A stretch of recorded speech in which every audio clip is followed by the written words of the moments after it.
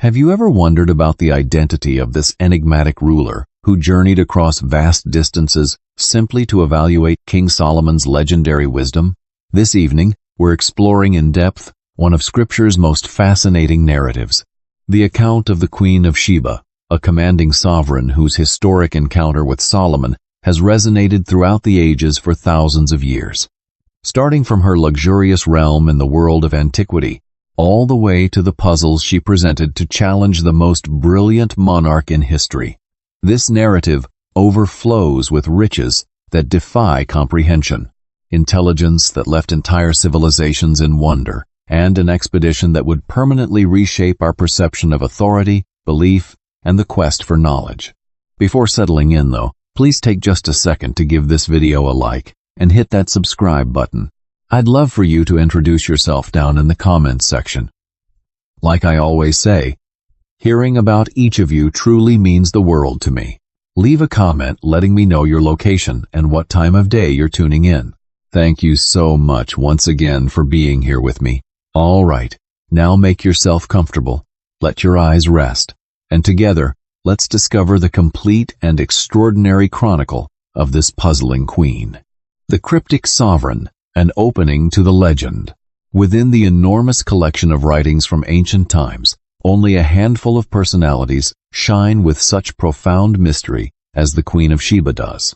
Her narrative emerges within the Hebrew Bible, referenced in brief passages, yet with tremendous impact. The Christian Old Testament maintains the record of her visit. The Quran discusses her intelligence and her spiritual transformation. 3 separate religious traditions hold her memory dear, even though each one recounts her journey in its own unique way. The account found in the Bible provides merely fragments. The book of 1 Kings, chapter 10, chronicles her expedition to Jerusalem, her caravan heavy with presents of precious metal and aromatic spices. She arrives with the intention of evaluating King Solomon through challenging inquiries. Beyond this, the scripture reveals remarkably little regarding her identity or the location of her dominion. And yet, from these limited passages, whole civilizations constructed legends that influence their very sense of self for countless generations. Based on Ethiopian tradition as recorded within the Kebra Nagast, a manuscript assembled during the 14th century of the Common Era, she gave birth to Solomon's child and established a royal dynasty. This narrative insists that her bloodline governed Ethiopia right up until the 20th century. Islamic writings originating from the 7th century CE and continuing forward identify her as Bilqis, one who worshipped the sun before she came to acknowledge divine reality. Jewish writings from the initial centuries of the Common Era embellished her account with enigmas and mystical elements, converting what was a diplomatic encounter into a battle of otherworldly intelligence. She evolved into something more than simply a person from history. She became a reflection. Every culture perceived within her exactly what that culture required to perceive. Christians depicted her as an intelligent Gentile who came to recognize genuine wisdom. Muslims honored her yielding to the worship of one God. Ethiopians identified her as their founding mother, the one who gave birth to kings. Jewish scholars debated the question of whether she was entirely human or something even more unusual. Her essential character itself presented a mystery requiring solution. The hunt for her kingdom has captivated researchers across many generations. 2 different regions lay claim to this distinction. The first exists within South Arabia, in territories known today as Yemen. Inscriptions from antiquity reference the Sabaean kingdom, made prosperous through trade in frankincense along with myrrh. The second potential location sits within the Horn of Africa, in lands that evolved into the Ethiopian Empire. Both of these regions maintain traditions regarding her rulership. Both gesture toward ancient ruins as supporting evidence. Archaeological missions have unearthed enormous structures at both sites. The magnificent dam at Marib in Yemen stands as testament to Sabaean mastery of engineering. The temple structures at Yeha in the northern part of Ethiopia testify to the magnificence of an ancient culture. Yet neither location provides conclusive confirmation of a queen who journeyed to Jerusalem during the 10th century before the Common Era. The puzzle from a historical perspective becomes even more complex when we examine the chronology. The Solomon described in the Bible, assuming he lived as the text portrays, would have exercised his reign somewhere around 970 to 931 before the Common Era. The Sabaean kingdom's verified period of greatest power arrived later, falling between the 8th and 6th centuries BCE. This separation of multiple centuries creates difficulties for anyone attempting to find a tidy historical correlation. It's possible the Bible merges together different time periods, or it's possible the queen traveled from an earlier stage of South Arabian culture that modern excavation hasn't yet fully revealed to us. Beyond questions of geography lies something with deeper significance. Her story persists because it upends expectations. In ancient writings filled primarily with male sovereigns and male prophets, here emerges a woman who rules on her own authority. She controls resources impressive enough, even to Solomon. She poses questions difficult enough to truly test his famous wisdom. The biblical text addresses her as an equal, a fellow sovereign, deserving of honor. The presents she delivers demonstrate her prosperity. 1 Kings references 120 talents of gold, a staggering amount by any standard. In addition to gold, she transports spices in volumes never before witnessed in Jerusalem. The passage mentions precious gemstones, objects of tremendous worth. Solomon responds in kind with his own presents, and the two monarchs engage in free exchange. This reciprocal gift-giving reflects diplomatic customs between authorities of comparable rank. Her questions continue to be shrouded in mystery. The Bible does not preserve the actual content of what she asked. Traditions that came later filled this void with intricate riddles, inventing complete exchanges from their imagination. However, the source text simply indicates that Solomon provided answers to everything she inquired about. Nothing existed that was too challenging for him to clarify. She arrived seeking to verify whether his reputation aligned with the truth, and she left fully persuaded that it did. The 8th verse of 1 Kings chapter 10 captures her spoken words. Blessed are your men. Blessed are these servants of yours, who continually stand in your presence and listen to your wisdom. This short statement unveils where her focus lies.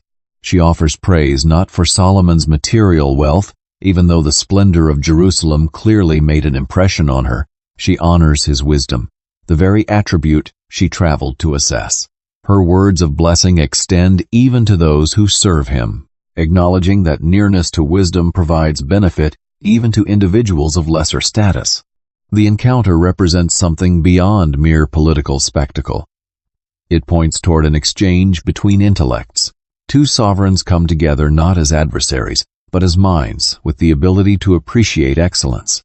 The passage shows no attitude of superiority from Solomon, no reduction of her standing. She comes as a governing monarch. She leaves as one. The reciprocal respect suggested by the account stands out remarkably within literature from ancient times. Her exit signifies the conclusion of what the biblical record tells us with certainty. She journeys back to her own territory. The scripture informs us. The precise location of that territory goes unidentified. Whatever transpired following her return disappears from biblical interest. The Hebrew Bible proceeds to address other subjects, abandoning her story in an incomplete state. Yet, this very incompleteness encouraged expansion. The human mind pushes back against narratives left unfinished. Across the centuries, different cultures provided conclusions, openings, and middle sections to fill in her tale. They assigned her a name, even though the Bible supplies none. They painted descriptions of her physical appearance, her palace, her subjects. They conceived of romance, struggle, and aftermath. From what began as a short diplomatic encounter, those who told stories fashioned grand epics. The extreme brevity of the biblical narrative may actually account for its lasting power. With such minimal established detail, every new generation possessed the freedom to reimagine her without violating scripture. She could be of African descent or Arabian heritage, supernatural being or mortal human, temptress or wise woman. The silence within the text transformed into creative territory, and that territory became filled with the aspirations and requirements of those who passed down her story. 3 significant religious movements claim her as their own, yet she doesn't belong completely to any single one. She occupies the intersections, a personality who moves across borders. Her legend creates bridges between Judaism, Christianity, and Islam.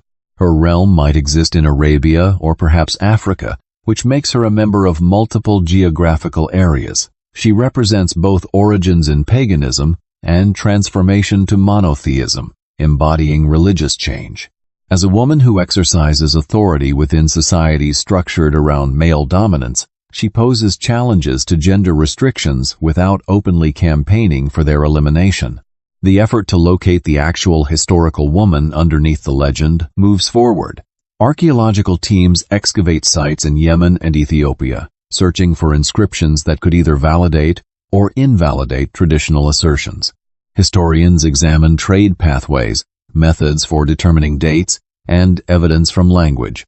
Every fresh discovery creates discussion rather than agreement. It's entirely possible that no quantity of digging will answer the question in a definitive way. Perhaps the actual historical facts hold less importance than what her story has signified to millions of people across time. Her influence reaches beyond texts of a religious nature. She makes appearances in manuscripts from medieval times, portrayed by artists who had never laid eyes on Africa. Painters during the Renaissance created their own visions of her procession, generating images of foreign magnificence. Musical composers produced oratorios honoring her wisdom. Contemporary novels and motion pictures keep reinventing her, adjusting ancient legend to address modern concerns. Each historical period discovers within her something that speaks to its own questions regarding power, gender, and wisdom.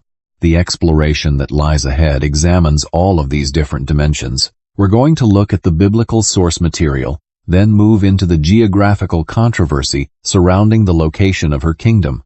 We're going to listen to how Ethiopia transformed her into a foundational element of national identity, how Islam integrated her into the history of prophecy, how Jewish tradition enhanced her story with elements of fantasy. We're going to think about the riddles credited to their meeting, the character of their relationship, and her evolution into a figure of cultural importance. When we reach the end, we're going to consider what her continued presence tells us about humanity's requirement for narratives about women who are both powerful and wise.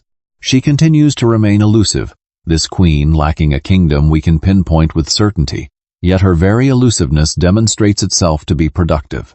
The mystery extends an invitation toward exploration. The empty spaces in her narrative make room for significance.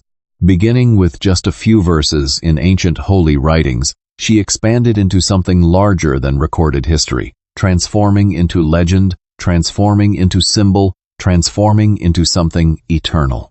The encounter described in the Bible, 1 Kings chapter 10, and the evaluation of wisdom. The 10th chapter of 1 Kings begins with straightforward language. When the Queen of Sheba learned about Solomon's reputation in connection with the name of the Lord, she traveled to challenge him with difficult questions. This single passage initiates one of Scripture's most captivating episodes. No advance notice prepares those reading for her appearance. She materializes abruptly, fully developed as a monarch possessing independence and intention. Her reason for coming centers upon Solomon's standing. Reports of his fame had traveled beyond the borders of Jerusalem, arriving in far-off lands where she held power. The passage explicitly references fame in connection with the name of the Lord, which implies Solomon's wisdom was recognized as having divine origins. She arrives not simply to observe wealth or might, but to determine whether his highly praised understanding lives up to the accounts that made their way to her royal court. The expression hard questions tempts those reading with how vague it remains. Ancient Hebrew employs the word chidot, which has the capacity to mean riddles, challenging problems, or bewildering subjects. The Scripture keeps none of these questions preserved, abandoning their character completely to our imagination. Traditions that came afterward would address this absence with great enthusiasm, but the source narrative holds its silence regarding details. Her entrance into Jerusalem would certainly have generated quite a display. The passage describes a caravan of very great size. She transports camels loaded down with spices, gold in substantial quantities, and gemstones of great value. The amount of spices makes a particular impression on the biblical author, who observes that such abundance never arrived in Jerusalem again. This observation implies either that her kingdom maintained control over trade routes for spices, or that her present surpassed typical diplomatic offerings. The gold receives measurement with precision, 120 talents. Each talent had a weight of approximately 75 pounds, bringing the total to something close to 9,000 pounds of gold. To put this in perspective, 1 Kings chapter 9 indicates that Hiram of Tyre provided Solomon with 120 talents to support different projects. Her gift equals the contributions of another significant trading ally, revealing her kingdom's considerable resources. Solomon's answer reveals equal liberality. The passage tells us he granted her everything she wanted, whatever her request might be. Beyond her particular requests, he presented gifts drawn from his royal abundance. This reciprocal giving follows diplomatic traditions where monarchs of similar standing prove their prosperity through gifts given in return. Neither one desires to seem less capable than the other. The intellectual center of the encounter takes place in verse 3. Solomon provided answers to all of her questions. Nothing remained concealed from the king that he couldn't make clear to her.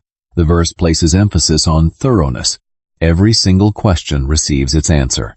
No subject proves beyond his ability. His wisdom covers whatever she presents to examine. Her level of satisfaction seems complete. Beyond the exchange of ideas, she witnesses Solomon's kingdom with her own eyes.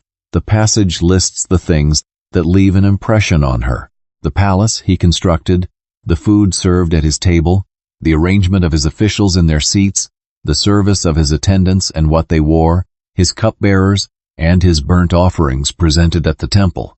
These observations span both secular administration and religious observance, indicating her assessment was thorough in nature. Her response, preserved in verses 6 through 9, provides uncommon insight into what she's thinking. She opens by recognizing her original doubt. The accounts were accurate that reached me in my own territory regarding your statements and wisdom, but I didn't accept the reports as truth until I arrived and witnessed it with my own eyes. This confession shows her capacity for discernment. She refused to believe stories without question, but needed personal confirmation. What she observed went beyond what she expected. Not even half of it was communicated to me, she states. Your wisdom, along with your prosperity, exceed the accounts that reached me. The distance between reputation and actuality, when actuality turns out to be greater, speaks to Solomon's authentic accomplishment. She discovered not a ruler made larger by exaggeration, but one whose genuine situation warranted his renown. Her blessing reaches out to Solomon's people. Blessed are your wives. Blessed are these servants of yours who stand before you continually and hear your wisdom. The passage in certain manuscripts shows variation at this point, with some versions using the word men instead of wives, but the overall sentiment stays the same. Those positioned close to Solomon's wisdom receive a privilege she identifies and honors. The high point of her words addresses the divine origin of Solomon's position. May the Lord your God be blessed, who has found delight in you and positioned you on the throne of Israel. Because the Lord has loved Israel eternally, he has appointed you as king to carry out justice and righteousness. Her statement acknowledges Yahweh by name, employing the covenant designation of Israel's deity. Whether this reveals her embrace of monotheism or represents simply courteous diplomatic recognition continues to be a subject of debate. Her statement regarding theology carries weight. She understands Solomon's kingship as proof of divine affection for Israel. His position exists not for his own honor, but to uphold justice and righteousness for his people. This comprehension of kingship as duty, instead of simple entitlement, reveals sophisticated understanding of political theology. She grasps that wise governance serves those who are governed, not merely the one governing. Her departure brings the biblical account's certainty to a close. After their trading of gifts and their discussion, she travels back to her own territory, along with her servants. The biblical authors display no interest in events following her departure. Her narrative functions to emphasize Solomon's wisdom and how far his fame extended. Having shown both of these things, the passage moves along to different topics. The shortness of the narrative raises numerous questions. What was the length of her stay in Jerusalem? Did it last weeks? Perhaps months? The passage gives no timeline. Did she journey by herself as the only ruler, or did a husband remain behind managing matters in her homeland? Scripture offers no information. Did Solomon and the queen form personal attachments beyond what diplomatic courtesy requires? The source text includes absolutely no romantic components. Yet this holding back stands in sharp contrast with expansions that came later. Ethiopian tradition would assert she gave birth to Solomon's child. Islamic writings hint at deeper interaction. Jewish midrash constructs lengthy dialogues and challenges. These additions all start from the identical, sparse biblical groundwork, but construct completely different frameworks on top of it. The historical questions grow in number when we look at the passage's timeline. 1 Kings situates this meeting during Solomon's established reign, after the completion of his construction projects. If conventional dating positions Solomon's rule somewhere around 970 to 931 before the Common Era, the visit would take place during the middle portion of the 10th century BCE. Yet evidence from archaeology pointing toward a Sabaean kingdom possessing adequate wealth and structure to organize such an expedition seems to appear later, generating a chronological difficulty that scholars keep discussing. Some propose the biblical narrative retains the memory of events from a later period moved backward to Solomon's reign to enhance his standing. Others put forward that South Arabian states were present in powerful form earlier than existing evidence shows, with their remnants yet to be found or identified. A third perspective places her kingdom not within South Arabia, but within the Horn of Africa, where the dating fits more easily with the biblical time frame. The passage itself provides no exactness regarding geography. It identifies her domain simply as Sheba, using the Hebrew Sheba, which shows up in other places within biblical genealogies and location names. Genesis chapter 10 includes Sheba among those descended from Cush, pointing toward African associations. Genesis also references Sheba as descended from Joktan, indicating Arabian lineage. This double attribution within Scripture itself mirrors the uncertainties about location that came later. What stands clear is how significant the encounter is within the biblical story. It shows Solomon's wisdom arriving at its highest point, acknowledged even by royalty from foreign lands. It reveals Israel's standing internationally during what tradition recalls as a golden period. It offers a rare glimpse of a woman wielding power, engaging on an intellectual level with the most brilliant man of his time and determining he was worthy. The queen's taking of initiative is noteworthy. She arrives because she makes the choice to arrive, driven by her curiosity and her wish to measure reported wisdom against actuality. No threat from military forces compels her journey. No requirement to pay tribute makes her visit necessary. She operates from personal agency, and the passage regards her agency as normal and fitting for someone of her position. Their separation receives only a single verse. She turns around and travels to her own nation, bringing her servants along with her. This straightforward ending points toward contentment on both sides. She obtained what she came seeking, confirmation of Solomon's wisdom. He gained respect from a notable visitor and enrichment of his treasury. Both monarchs preserved their standing and improved their reputations through the meeting. And yet, for those reading across thousands of years, this conclusion has an incomplete feeling. The human mind resists narratives that fade away without closure. What happened to her afterward? Did Solomon remain in her memory? Did she put into practice what she learned within her own kingdom? The passage's silence regarding these matters became an invitation. If Scripture wouldn't supply the answers, tradition would step in. The whereabouts of Sheba, unraveling the geographical aspects of a legend. The question troubles scholars and explorers in equal measure. Where precisely was Sheba located? Two different regions put forward their claim to this kingdom from antiquity, each one presenting evidence, each one drawing passionate supporters. The discussion extends beyond simple geography touching upon matters of identity, cultural inheritance, and how we understand historical records that come to us in fragments. South Arabia offers itself as the first possibility. The corner in the southwest of the Arabian Peninsula, in lands now known as Yemen, once served as home to the Sabaean kingdom.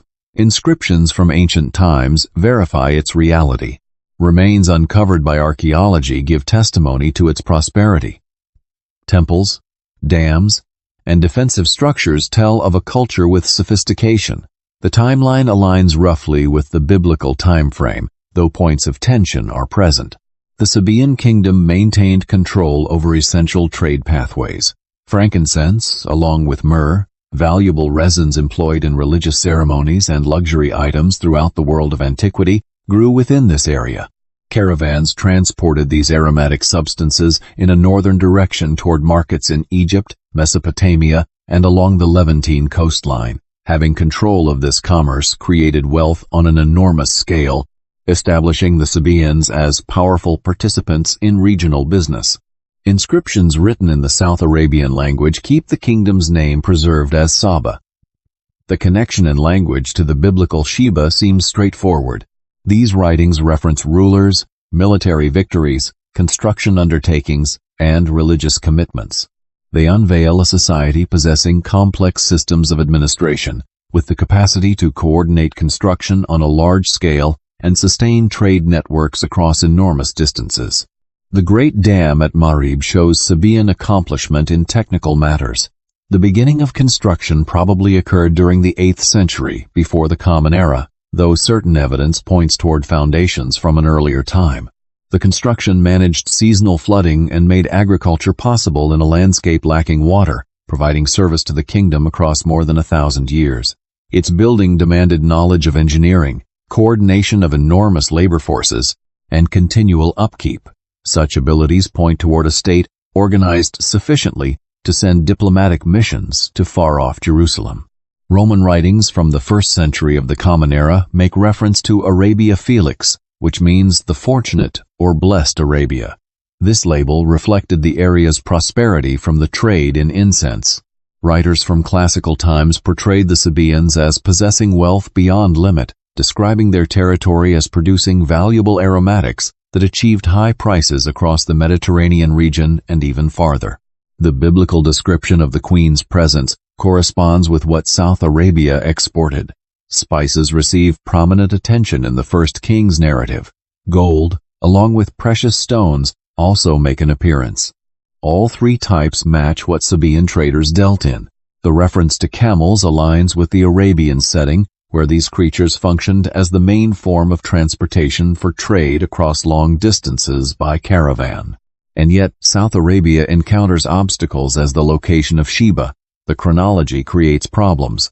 Well-documented Sabaean power reaches its peak at a later time than the traditional dates for Solomon, while certain archaeological findings point toward occupation from an earlier period. The developed kingdom with the capability of organizing significant diplomatic expeditions seems to take solid form after the 10th century BCE. This separation of multiple centuries creates difficulty for those pursuing perfect alignment with history.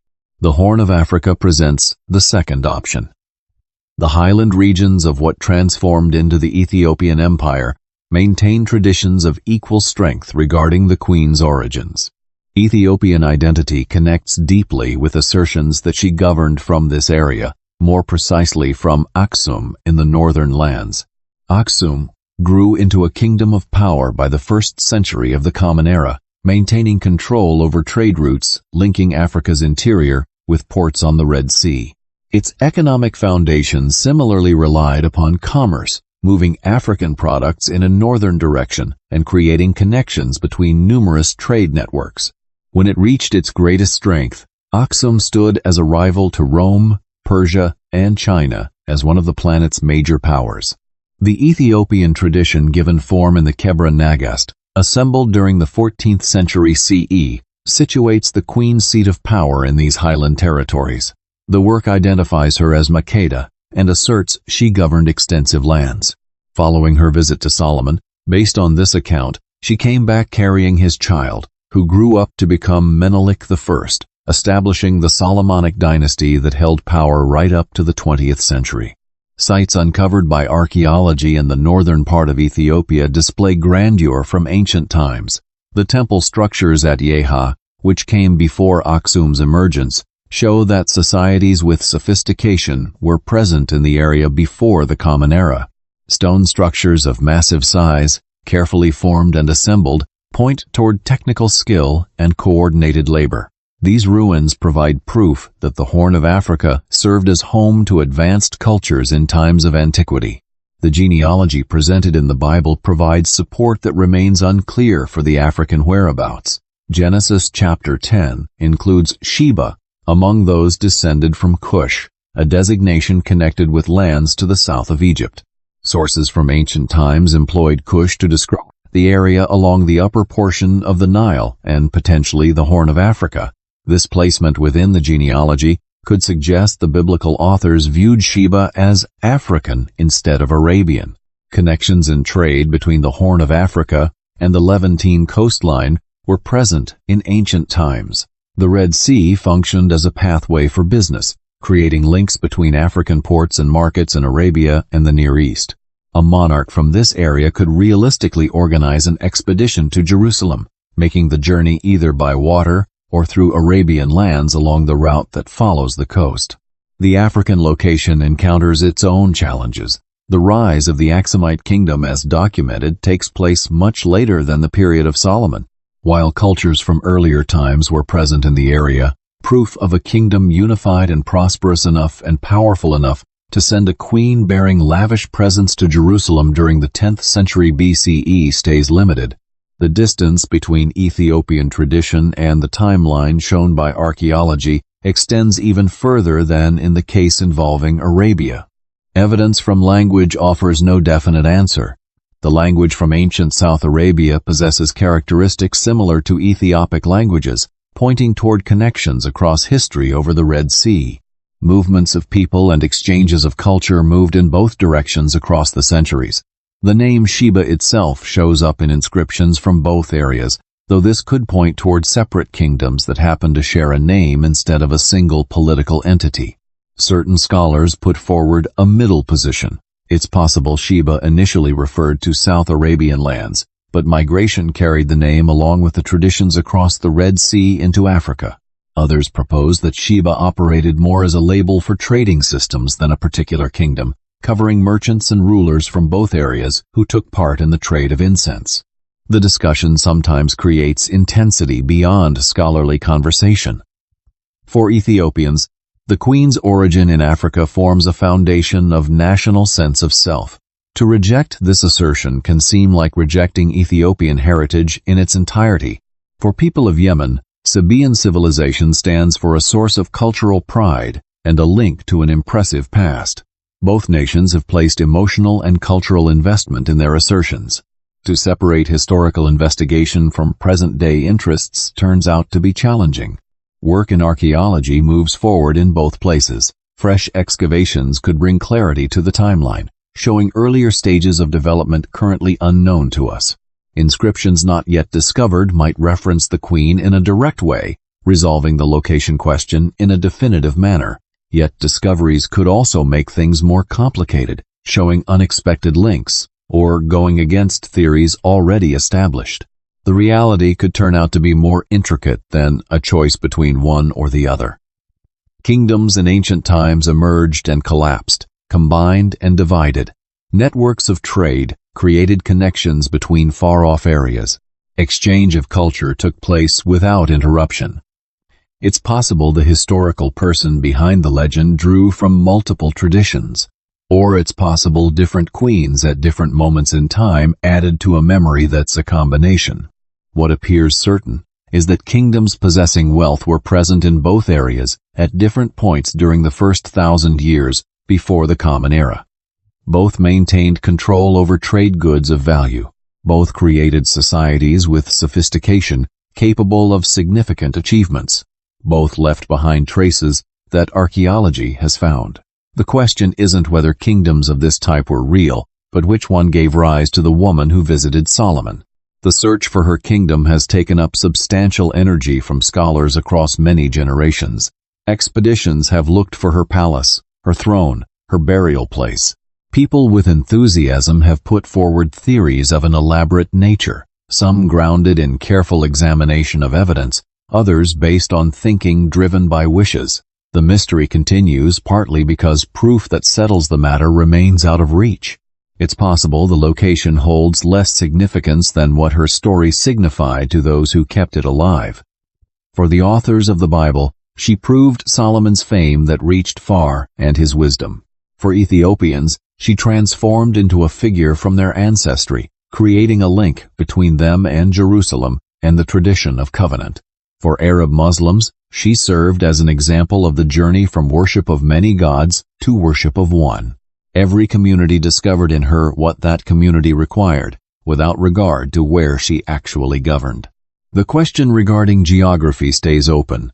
South Arabia and the Horn of Africa both present locations that make sense. Both have advocates and evidence. Both encounter challenges with chronology. Both appear in traditions maintained across thousands of years. Until fresh discoveries bring clarity, the discussion continues, contributing its own dimension to the mystery that surrounds the Queen of Sheba. The Sabaean Kingdom. Archaeology and incense within South Arabia. The ruins emerge from the desert sands, witnesses made of stone to glory that has disappeared. In the corner at the southwest of the Arabian Peninsula, where mountains capture rains that come with the seasons and valleys direct water toward the plains, the Sabaean Kingdom experienced prosperity. What remains tells an account of wealth, structure, and authority constructed upon fragrant resins that the world of antiquity prized more highly than gold. The kingdom's basis rested upon geographical position. The slopes of mountains and areas along the coast yielded frankincense and myrrh, aromatic substances released by trees that grew nowhere else in comparable quantities. These materials fulfilled critical functions in religious practice throughout antiquity. Temples extending from Egypt to Mesopotamia burned incense on a daily basis. The deceased received embalming with myrrh. Households with wealth perfumed themselves using oils that contained these valuable materials. To control the origin meant controlling prosperity on an enormous scale.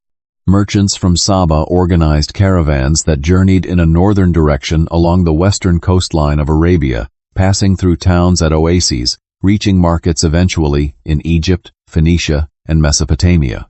The journey covered months, the pathway requiring understanding of where water could be found and safe passage through territory that was hostile. The trade demanded organization of a sophisticated nature, defense against those who would raid, and relationships built through diplomacy, with tribes maintaining control over the lands between. Sources from ancient times verify how important this trade was. Writers from Rome reference Arabia Felix with feelings of wonder and jealousy. Pliny the Elder, composing his works in the 1st century of the Common Era, provides descriptions of the incense trade with great detail. He makes note of the regulations with strictness that controlled harvest and transportation, the religious practices surrounding the gathering, and the extraordinary profits that merchants brought in. The Greek geographer Strabo offers similar narratives, placing emphasis on the area's prosperity and how precious its products were. The Sabaean language, kept alive in thousands of inscriptions, unveils much regarding this society. Written using an alphabet connected to but separate from Hebrew and Aramaic, these writings provide documentation of decrees from royalty, projects of construction, victories in military campaigns, and commitments to religious practice. The inscriptions reference rulers, both kings and, on occasion, queens, pointing toward the idea that sovereignty held by females wasn't something unknown within this culture. Multiple inscriptions make particular reference to queens or mothers of kings who possessed power. The term mulkat makes an appearance, showing a female ruler instead of simply a king's spouse. While these inscriptions come from time periods later than Solomon's conventional timeline, they demonstrate that societies in South Arabia accepted women occupying sovereign positions. This established pattern makes the biblical narrative of a queen who visited more believable within the cultural standards of the region. The dam at Marib stands as the kingdom's achievement most worthy of admiration. The beginning of construction most likely occurred during the 8th century before the Common Era, though certain evidence points toward foundations from earlier. The construction extended across more than 2,000 feet, managing the movement of a significant wadi that carried seasonal flooding down from the mountains. A system of elaborate design with sluices sent water into channels for irrigation, making agriculture possible that sustained a population of substantial size. The dam needed maintenance without pause. Inscriptions provide documentation of repairs and enhancements, funded by rulers who came one after another. The commitment to this infrastructure shows the state possessed capacity for planning across the long term and bringing resources together. Only a society with good organization could keep such a construction functioning across generations, bringing together labor, materials, and understanding of engineering. The capital of Sheba at Marib served as home to temples devoted to the kingdom's deities. The Mahram Bilqis temple, set apart for the goddess Shams, contained halls with massive pillars and elements of decoration. Work in excavation has brought to light sculptures made of bronze, carvings formed from alabaster, and inscriptions giving testimony to the kingdom's accomplishments in art and commitment to religious observance. The temple structures functioned not only as locations for worship, but as centers of economic activity, taking in tithes and offerings that those in the priesthood oversaw. Outside of Marib, additional locations show the kingdom's reach. Sirwa keeps temple ruins with inscriptions referencing different rulers. The city of Sheba, though connected with the neighboring Hadramaut kingdom, displays styles of architecture and patterns of culture that are similar. The region in its entirety took part in a South Arabian civilization that was shared, with Sheba as its kingdom most distinguished for a large portion of the first 1,000 years BCE. Trade created contact with peoples from far away. Merchants from Sheba journeyed to Mesopotamia, Egypt, and the coast of Lebanon. They formed communities in cities that were foreign, kept warehouses in operation, and conducted negotiations with local rulers. This exposure to many cultures would have created awareness among the Sabaeans of Solomon's kingdom, his standing, and his prosperity. A mission of a diplomatic nature to Jerusalem would align with the pattern of contact across nations that gave character to the trade in incense. The presents described within 1 Kings match perfectly with what Sheba exported. Spices, especially the frankincense and myrrh for which the kingdom achieved fame, receive attention that's prominent. Gold, either extracted locally or obtained through trade, moved through Sabaean control.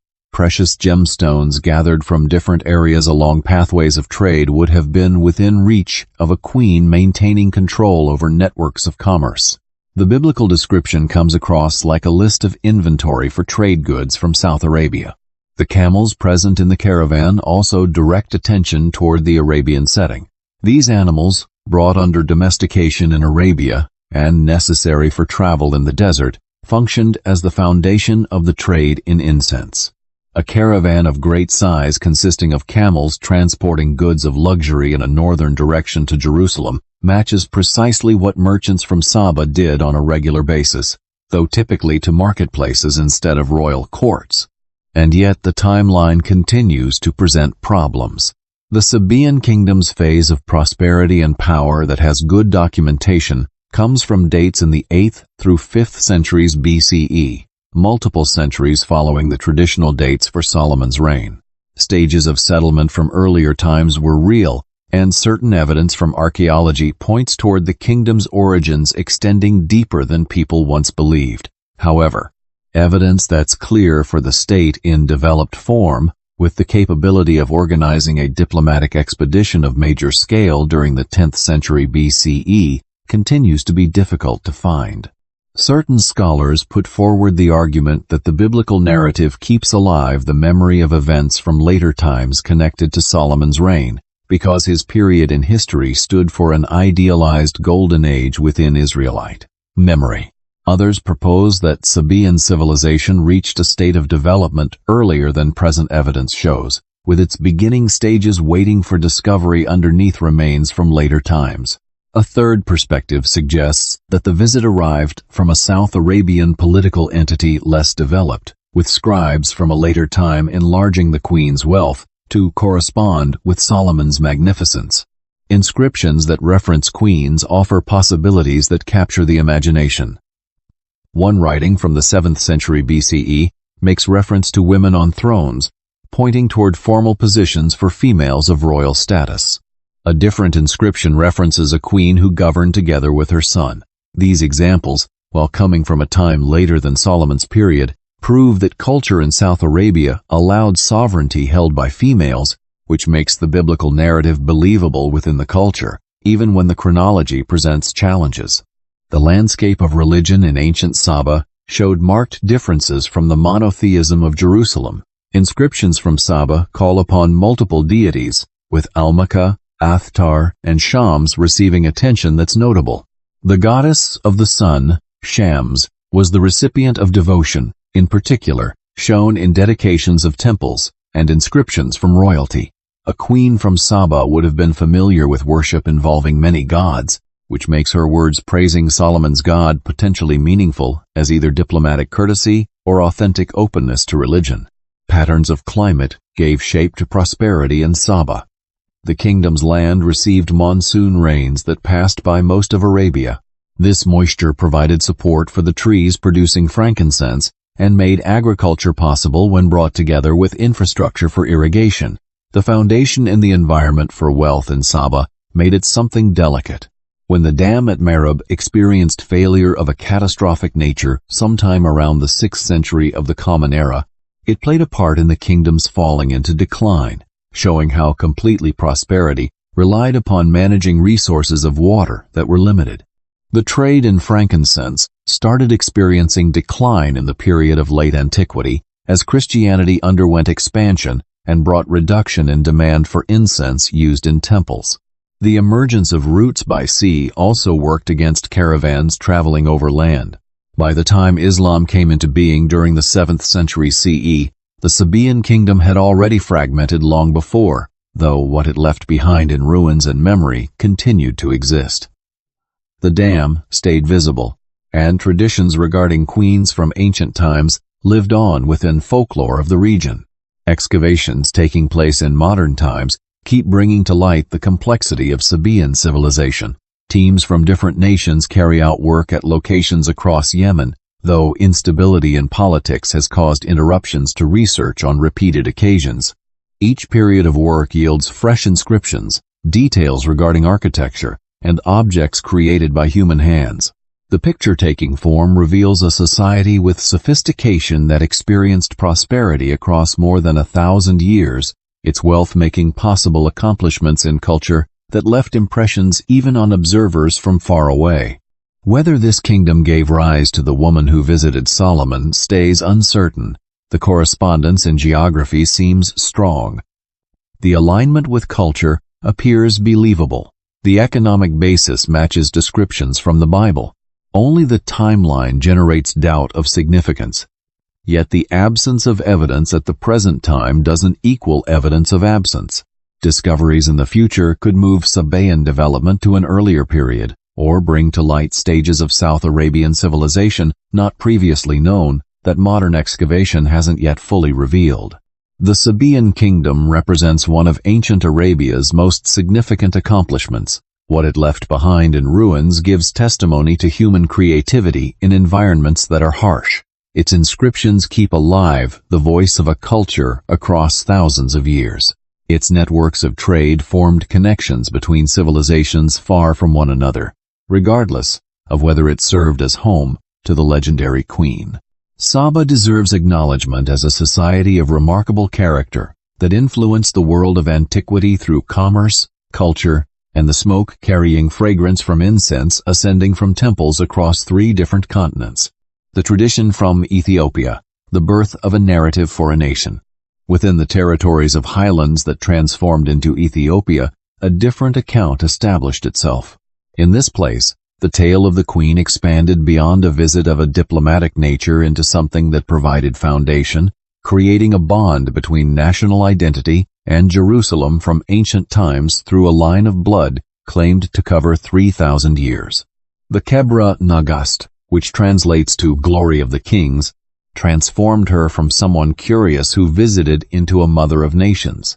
The writing came into being in the form it holds now during the 14th century of the Common Era, assembled in Ge'ez, the language from ancient Ethiopia used in liturgical practice. And yet the traditions it holds most likely moved through oral telling for centuries prior to reaching written form.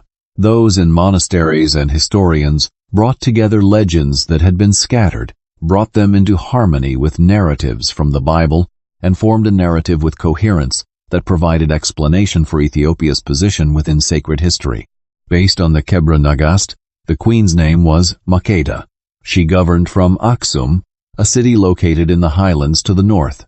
Her kingdom extended across lands that were vast, prosperous, and powerful. When accounts of Solomon's wisdom came to her attention, she reached a decision to visit him, driven not by requirements of diplomacy, but by her wish to gain knowledge from the man with the most wisdom alive. The Ethiopian narrative expands to a great degree upon the biblical account that spare. It provides description of Makeda's preparations for the expedition, the choosing of presents, the organization of her caravan. It gives details regarding her travels through terrain that was difficult, her entrance into Jerusalem, and the welcome she received from Solomon. The writing creates their conversations in the imagination, providing substance to the difficult questions that the Bible abandons to mystery. Within the version told by the Kebra Nagast, Makeda remains in Jerusalem across an extended time period. She gains knowledge from Solomon's wisdom, watching as he delivers judgments and listening as he provides teaching. She undergoes conversion from worship of the sun to faith in the God of Israel, coming to recognize that monotheism holds superiority. This change in religious belief transforms into something central to her account, establishing her not simply as a visitor, but as someone who converts and carries faith back to her own territory. The account takes an intimate turn. Solomon, feeling impressed by Makeda's beauty along with her intelligence, forms desire for her. Based on the Kebra Nagast, he creates an understanding with her. If she takes nothing at all from his palace, he will refrain from making advances in her direction. She gives her agreement, holding the belief the promise offers protection for her honor. Solomon then provides her with food that's highly spiced during a feast, making certain she develops thirst during the night. Water stands positioned within her sleeping quarters. When thirst becomes too strong and she drinks, Solomon makes an appearance, asserting she violated their understanding by taking something from his house. The technicality provides his release from the promise he made. The Kebra Nagast provides description of their coming together without detail that's explicit, but makes it clear that Makeda becomes pregnant with a son during the time she spends in Jerusalem. Prior to her leaving, Solomon provides Makeda with a ring, instructing her to present it to their child if she gives birth to a son.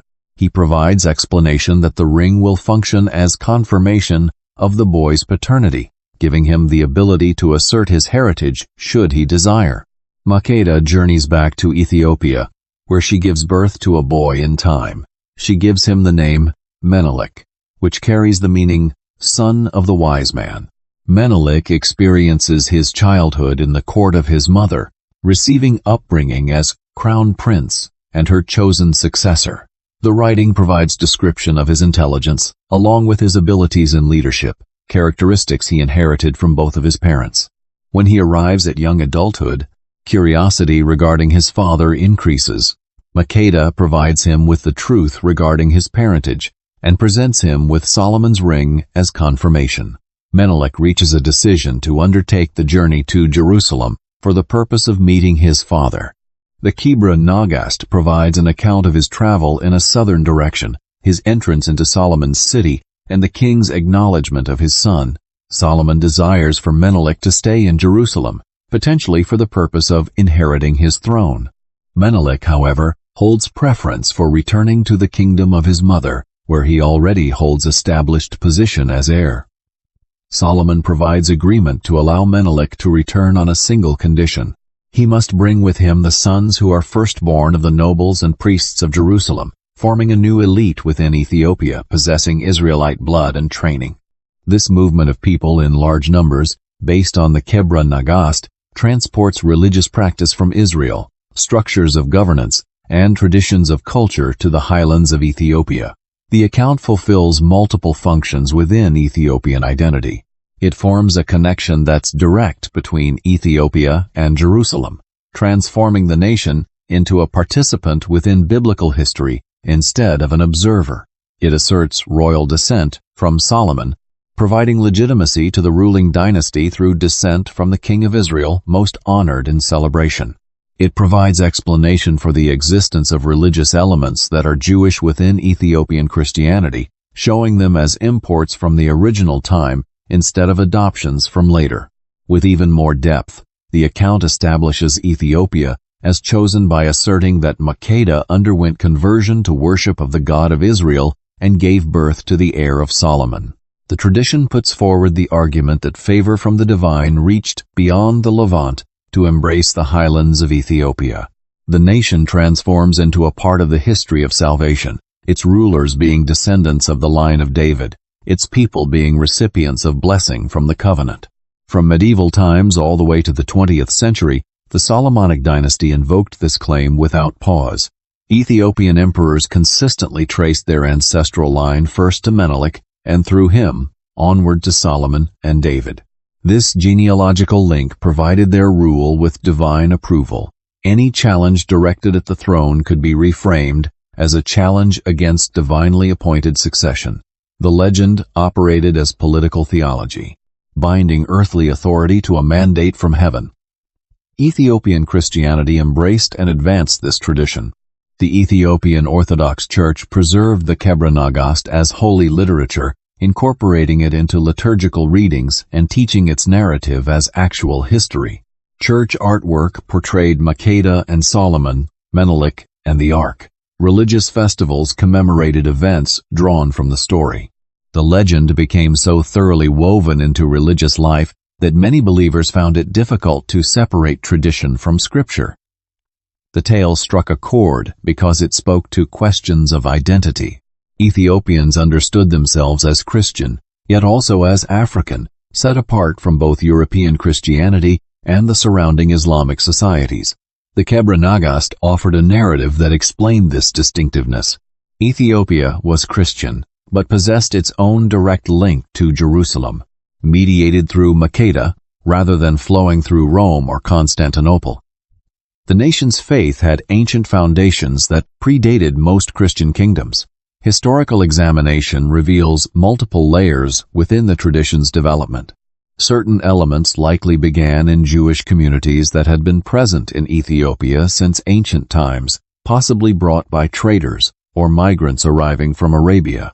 These Ethiopian Jews, who later became known as Beta Israel or Falasha, maintained traditions concerning Israelite connections that eventually blended with Christian narratives following Ethiopia's conversion in the 4th century CE. Other components probably arose from Christian apologetic requirements.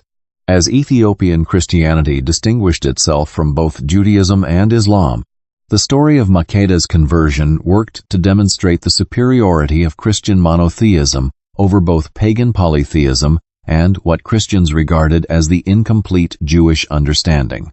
Her progression from sun worship to acknowledgement of the true God mirrored Ethiopia's own religious evolution. The timing surrounding the Kebra Nagast's compilation is also significant. The 14th century witnessed the restoration of the Solomonic dynasty to power, following a period during which the Zagwe dynasty governed Ethiopia. The new rulers required justification for their claim to the throne. The Kebra Nagast provided precisely this validation, documenting their descent from Solomon and thereby establishing their rightful position as Ethiopia's sovereigns.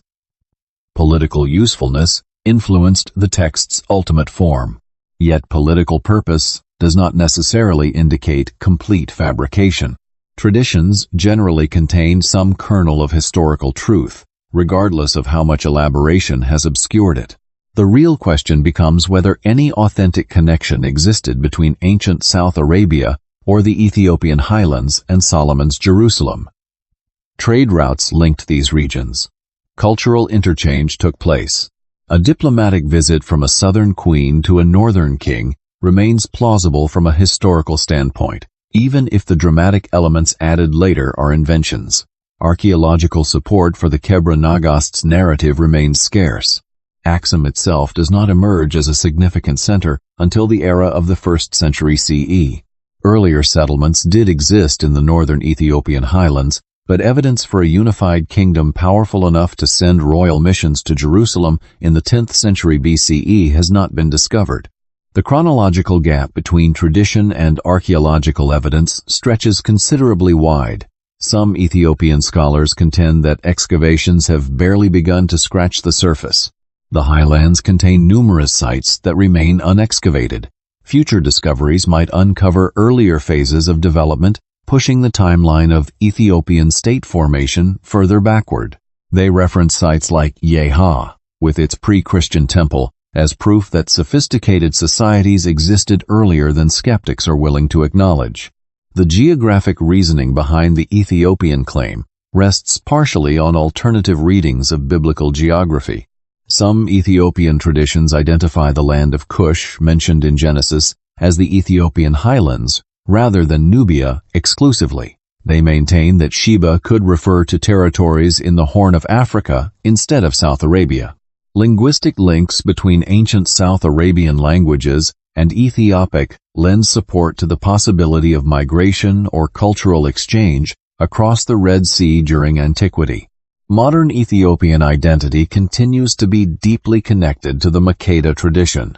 The story surfaces in schools, in popular culture, in national symbols. The Lion of Judah emblem that graced the Ethiopian flag drew directly from the claimed Solomonic lineage. Even following the monarchy's conclusion in the 1970s, the narrative continued shaping how Ethiopians comprehended their place in world history. For the Ethiopian Orthodox Church, the tradition carries theological significance beyond national pride. It explains why Ethiopian Christianity possesses distinctive features, such as observing certain Old Testament practices alongside New Testament worship. The assertion that these practices arrived directly from Jerusalem through Menelik's companions offers a historical explanation for maintaining them despite pressure from other Christian traditions to align with Roman or Byzantine standards. The tradition also strengthens Ethiopian Christians in interfaith settings when surrounded by Islamic societies. Ethiopian Christians could point to Makeda's story as proof of their ancient standing and divine favor.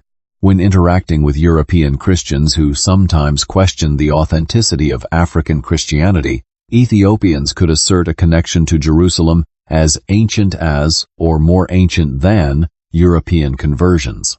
Makeda herself evolved into a symbol beyond the historical debates. She embodied wisdom, the pursuit of wisdom, humility despite power, openness toward truth. Her readiness to travel enormous distances to learn from Solomon modeled the appropriate attitude toward knowledge. Her conversion illustrated that recognizing truth requires overcoming cultural conditioning and accepting revealed wisdom. In Ethiopian visual arts, Makeda appears majestic and dignified. Artists depict her with dark skin, elaborate clothing, and a crown. She stands as Solomon's equal, not as someone subordinate. Their encounter represents a meeting of peers, not a superior instructing an inferior. This visual tradition reinforces her status as a worthy ancestor to a great lineage, a queen whose attributes justified the nation that claimed descent from her union with Solomon. The Ethiopian tradition transformed a brief biblical episode into an epic spanning multiple generations. From a diplomatic visit, it fashioned a love story with dynastic implications. From a nameless queen, it created Makeda, Mother of Nations. From a religious encounter, it forged a claim to chosenness that sustained a people through centuries of challenge and transformation. Whether historically precise or not, the tradition's influence stems from meaning rather than fact. It provided Ethiopians with a story explaining who they were and why they held significance. It linked an African Christian kingdom to the sacred geography of the Middle East. It legitimized a dynasty and a church. It created a heroine whose legacy molded national consciousness. In these functions, the tradition succeeded entirely, regardless of what a time-traveling historian might witness in 10th century BCE Jerusalem or Axum, the son of wisdom, Menelik I, and the Ark of the Covenant. The most daring claim in the Ethiopian tradition concerns not the queen herself, but rather her son. According to the Kebra Nagast, Menelik I did more than simply inherit his mother's throne and his father's wisdom. He brought to Ethiopia the greatest treasure of ancient Israel, the Ark of the Covenant, the gold-covered chest that contained the tablets of the law given to Moses on Mount Sinai. The narrative recounts Menelik preparing to return from Jerusalem to his mother's kingdom. The young nobles who had accompanied him from Ethiopia, and the Israelite noble sons who would accompany him back, all experienced conflicted feelings about leaving Jerusalem. The city held sacred importance. It housed the temple where God's presence resided. Departing meant separating from this spiritual center. Azariah, son of Zadok the high priest, proposed a solution. According to the Kebra Nagast, he suggested they bring the ark itself to Ethiopia. The plan appeared impossible. The ark resided within the temple's Holy of Holies, guarded and revered. Only the high priest could approach it, and then only on Yom Kippur. Removing it would constitute not merely theft, but sacrilege. Yet the text asserts they accomplished exactly this deed. While Solomon and Jerusalem slept, Azariah and his companions entered the temple, removed the ark, and substituted it with a replica. They loaded the authentic ark onto a wagon and transported it to where Menelik's caravan was preparing to depart. By the time anyone discovered the substitution, Menelik's party had already traveled far from Jerusalem. When Solomon learned what had occurred, according to the Kebra Nagast, he pursued them. Divine intervention prevented him from catching them. The text asserts that God approved of the ark's transfer, having chosen Ethiopia as the new dwelling place for the sacred object. Solomon's pursuit failed, and he returned to Jerusalem, where the replica remained in the temple. The people of Jerusalem never realized they no longer possessed the genuine ark. This narrative resolves a genuine historical puzzle. The ark vanishes from biblical record following the Babylonian destruction of Jerusalem in 586 BCE. Second Temple sources never mention the ark being present when the temple was rebuilt. Scholars debate what became of it, with theories ranging from Babylonian looting to priestly concealment. The Ethiopian tradition provides its own answer. The ark never fell to Babylon because it had already resided in Ethiopia for 4 centuries. The Kebra Nagast describes the ark's journey to Ethiopia as miraculous. The caravan traveled with supernatural speed, covering in days what should require months. The ark's presence made the journey effortless, smoothing rough paths and enabling the travelers to move as if flying. This miraculous element underscores divine approval of the transfer, framing what might otherwise appear as theft as the fulfillment of God's plan.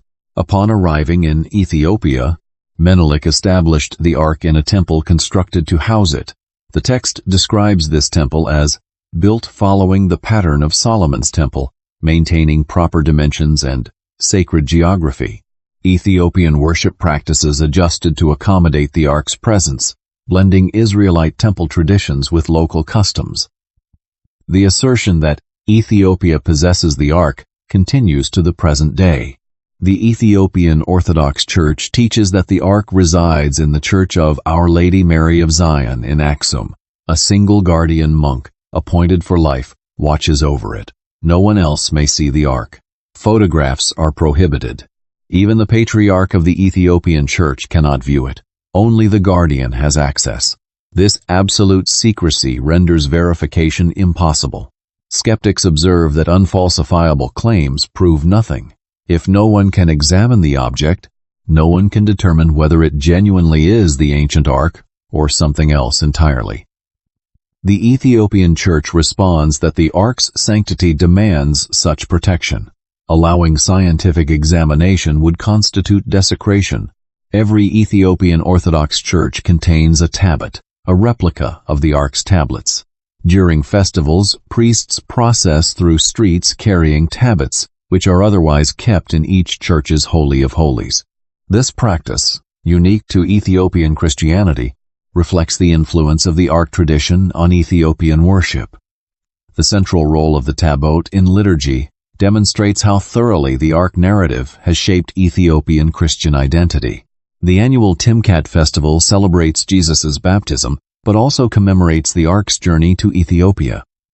Priests carry tabots to bodies of water where baptisms take place. The processions mirror descriptions of the Ark's procession in Israelite tradition. The festival draws enormous crowds, testifying to the Ark tradition's continuing vitality in Ethiopian religious life. Historians approach the Ark claim with skepticism. No evidence independent of Ethiopian tradition supports the notion that Menelik transported the Ark to Ethiopia. The story appears nowhere in biblical or extra-biblical Jewish sources from ancient times. The first clear references to the Ethiopian Ark claim emerge more than a millennium after Menelik allegedly lived. The chronology also presents difficulties. If Menelik lived during Solomon's reign around the 10th century BCE, and if he took the Ark, then the Ark would have been absent from Jerusalem for 4 centuries before the Babylonian conquest. Yet biblical books written during those centuries mention the Ark in the temple. Chronicles, written after the Babylonian exile, describes the Ark's placement in Solomon's temple without suggesting that it later disappeared and was replaced by a replica. Some scholars propose the Ark tradition developed to explain observable differences between Ethiopian worship and other Christian traditions.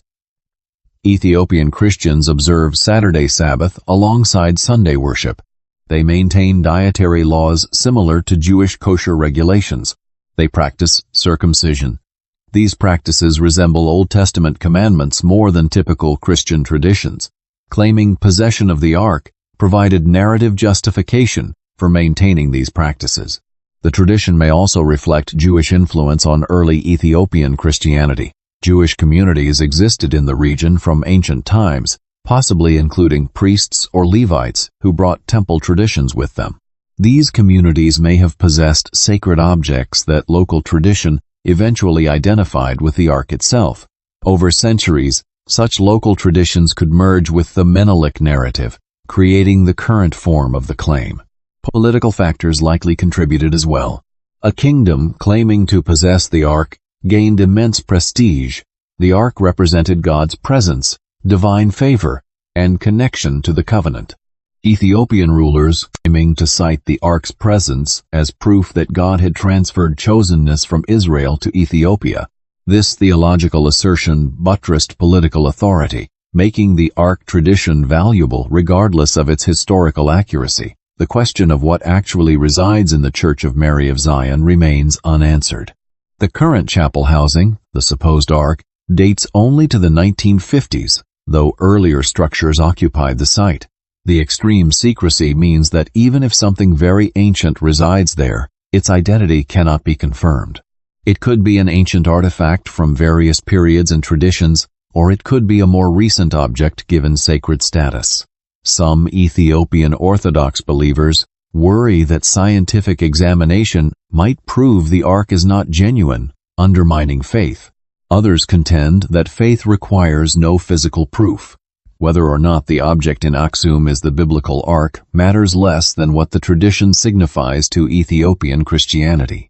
The Ark claim symbolizes Ethiopia's connection to sacred history, its status as a chosen people, its preservation of ancient truths." End quote. The tradition has also generated alternative theories.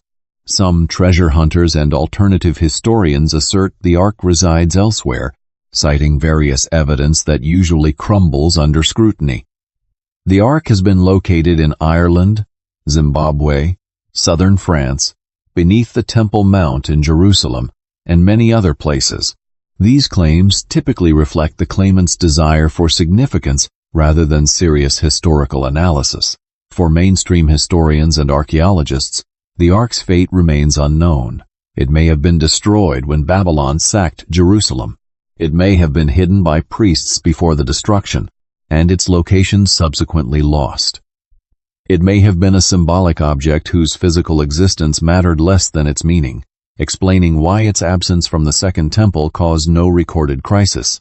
The Ethiopian claim represents one tradition among many regarding the Ark's fate. What cannot be disputed is the tradition's impact on Ethiopian identity. The claim that Ethiopia houses the Ark shaped national consciousness for centuries. It reinforced the Solomonic dynasty's legitimacy. It explained and justified distinctive Ethiopian Christian practices. It gave Ethiopians a story placing their nation at the center of salvation history rather than at its periphery. Menelik himself became a culture hero in this tradition. He embodied the union of African and Israelite wisdom and strength, Old Covenant and New. His establishment of the Ethiopian kingdom as heir to Israel's covenant created a framework for understanding Ethiopia's place in the world. As founder of the Solomonic line, he anchored a dynasty that would rule, with brief interruptions, for 3,000 years, according to its claims. The story also elevated Makeda retroactively. She became not merely a queen who visited Solomon, but the mother of a founder. Her journey to Jerusalem set in motion events that transformed Ethiopia's destiny. Her wisdom in recognizing Solomon's greatness and her openness to his God made her worthy to bear the son who would carry the Ark to its new home. Whether fact or fiction, the Menelik and Ark narrative demonstrates how powerfully stories can shape identity. The tradition gave Ethiopians a past that explained their present and guided their future. It created continuity between ancient Israel and modern Ethiopia. It made an African Christian kingdom a participant in biblical events rather than a belated convert. In these ways, the tradition succeeded completely in establishing itself as foundational to Ethiopian consciousness. Regardless of what actually occurred in 10th century BCE, Jerusalem or Aksum, the Islamic narrative, Bilqis, the sun worshipper and wise ruler, the Quran, tells her story differently. In Surah An-Naml, the chapter named for ants, she appears as Bilqis, ruling a wealthy kingdom in the south. The narrative emphasizes her wisdom, her initial polytheism, and her eventual recognition of divine truth. Islamic tradition expanded this Quranic foundation, creating a detailed portrait of a queen whose journey from sun worship to submission represents the Islamic message in miniature.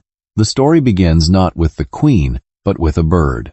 Prophet Suleiman, the Islamic name for Solomon, possessed power over birds and animals, able to understand their speech and command their obedience. One day, he noticed the absence of the hoopoe bird, called the hudhud.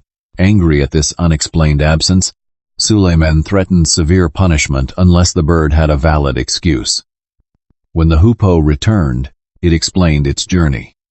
It had flown to a distant land where a queen ruled over a prosperous people. These people and their queen worshipped the sun instead of Allah. The hoopoe described their wealth and the queen's magnificent throne, but emphasized their theological error. They prostrated to the sun rather than to the creator of the sun, a crucial distinction in Islamic theology. Suleiman tested the hoopoe's report. He gave the bird a letter to deliver to the queen. The letter contained an invitation to submit to the one true God and to cease sun worship. The hoopoe flew south, found the queen in her palace, and delivered the message. Bilqis, upon receiving Suleiman's letter, demonstrated the wisdom for which Islamic tradition celebrates her. Rather than responding with anger or immediate rejection, she consulted her advisors. The Quran preserves her question, "O nobles, advise me in my affair. I would not decide a matter until you are present with me." Her council responded according to their nature. They emphasized their military strength and readiness to fight if she commanded. Yet they deferred the final decision to her judgment. This exchange reveals both the queen's consultative leadership style and the reality that ultimate authority rested with her despite the presence of strong nobles. Bilqis chose diplomacy over war. She decided to send gifts to Suleiman, testing whether his demand for submission stemmed from greed or genuine religious conviction. Gifts would satisfy a merely ambitious king, but would not impress a true prophet. Her strategy showed political sophistication, using resources to gain information before committing to either submission or conflict. The messengers returned with her gifts, rejected.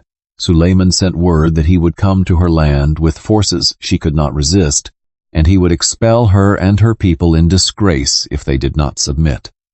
This threat forced Bilqis to decide. She chose to journey to Jerusalem herself, preferring to meet Suleiman directly rather than waiting for invasion. Before her arrival, Suleiman asked his court who could bring him the queen's throne before she arrived. An Ifrit, a powerful jinn, offered to bring it before Suleiman could rise from his seat. Yet another figure, described as one who had knowledge from the scripture, claimed he could bring the throne in the blink of an eye. Instantly, the throne appeared before Suleiman. This miraculous transport demonstrated divine power granted to Suleiman. Islamic commentators debate the identity of the figure who moved the throne, with some suggesting it was Asaf, Suleiman's vizier, while others propose it might have been the angel Jibril. Regardless of who performed the miracle, its purpose was clear: to demonstrate to Bilqis that Suleiman's power came from Allah rather than merely human resources. Suleiman ordered the throne disguised, changing certain features to test whether the queen would recognize it. When Bilqis arrived, Suleiman asked if this was her throne. She replied diplomatically that it was as if it were hers, demonstrating both her intelligence in recognizing the impossibility of her throne being present and her courtesy in not accusing her host of deceit. The crucial test came when Suleiman invited her to enter his palace. The floor appeared to be water, and Bilqis lifted her garment to avoid getting wet.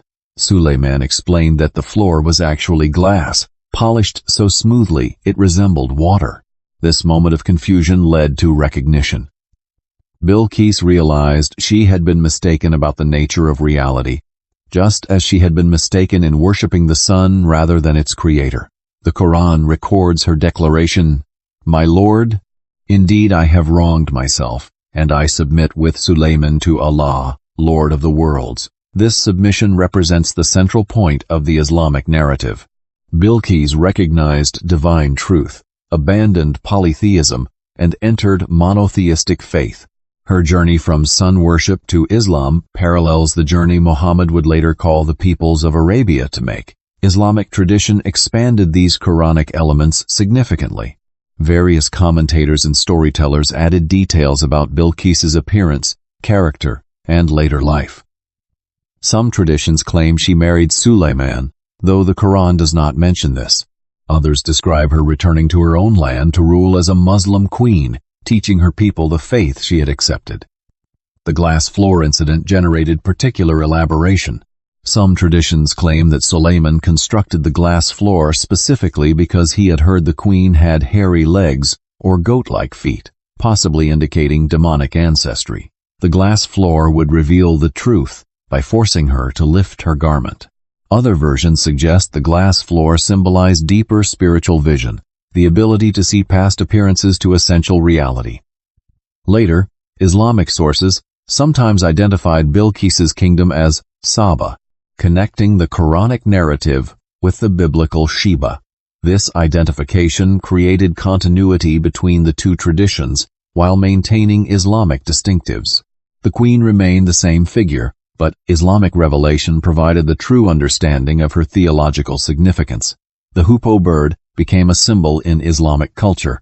Its ability to see truth that others missed and its role as messenger between prophet and queen made it represent spiritual insight. Sufi poets sometimes used the hoopoe as a metaphor for the soul seeking divine truth, drawing from its role in the Bilqis narrative. Islamic interpreters emphasized different aspects of the story for different purposes. Some focused on Bilqis's wisdom, using her consultation with advisors as a model for Islamic governance. Others highlighted her submission, presenting her as an example of how even powerful rulers must bow before divine truth. Still others examined Suleiman's power over nature and jinn as evidence of how Allah grants authority to his prophets. The narrative also addressed gender. Bilqis ruled effectively despite being female, consulting wisely and making sound decisions. However, some Hadith traditions suggest that female rule is generally inadvisable, creating tension with the Quranic portrait of Bilqis as a capable queen. Islamic scholars have debated how to reconcile these elements. Quote, with interpretations ranging from seeing Bilqis as an exceptional case to arguing that the hadith applies to specific contexts rather than absolutely. The story's placement in Surah and Naml connects it thematically with other narratives in that chapter. The surah begins with ants whose speech Suleiman understands, emphasizing his prophetic gift of communication with creation. The ant that warns its colony to hide from Suleiman's approaching army demonstrates wisdom and care for community. This sets up the contrast with Bilqis and her people, who despite human intelligence, worship creation rather than creator until enlightened. For Muslims, the Bilqis narrative reinforces core theological messages. Polytheism, even when culturally sophisticated and materially prosperous, constitutes fundamental error. Wisdom means recognizing this error and submitting to monotheistic truth. Prophets like Suleiman carry divine authority that transcends worldly power. Submission to Allah represents the only rational response to clear evidence of His power and lordship. The story also demonstrates Allah's mercy. Bilqis received warning through the hoopoe, opportunity to respond through Suleiman's letter, and clear signs through the moved throne and glass floor. She was not destroyed for her polytheism, but given chances to recognize truth. When she finally submitted, she was accepted. This pattern reflects Islamic teaching about Allah's desire for human guidance rather than punishment. Artistic and literary traditions in Islamic civilization depicted Bilqis frequently. Persian miniatures showed her throne, her meeting with Suleiman, and her recognition of truth. Poetry referenced her story to illustrate themes of wisdom, submission, and transformation. She became a standard figure in Islamic cultural memory, recognized across different Muslim societies. Modern Islamic feminists sometimes point to Bilqis as evidence that Islam respects female leadership. She appears in the Quran as a wise, effective ruler whose femininity does not prevent her from governing well or recognizing religious truth. This reading challenges more restrictive interpretations of women's roles in Islamic society, though debates about her example's applicability to modern contexts continue. The theological function of the Bilqis narrative within Islamic scripture cannot be overstated. She represents the peoples who lived in ignorance before receiving prophetic guidance. Her journey from polytheism to monotheism models the response Islam calls for from all humanity. Her wisdom in recognizing truth when presented with clear evidence demonstrates that rational minds should accept Islamic teaching. Her submission despite her power shows that status and wealth provide no excuse for rejecting divine guidance. Islamic tradition thus transformed the biblical queen into Bilqis, giving her a name, a theological journey, and a place in prophetic history. The changes from the biblical account are significant. The focus shifts from testing Solomon's wisdom to demonstrating divine power and the necessity of submission. The encounter becomes less about intellectual exchange between equals and more about a prophet guiding a polytheist to truth. Yet both traditions agree on her wisdom, her wealth, and the transformative nature of her encounter with Suleiman. The Jewish expansions, demons, riddles, and a hairy leg. Jewish tradition, never content with scripture's brevity, decorated the queen's story with elaborate additions.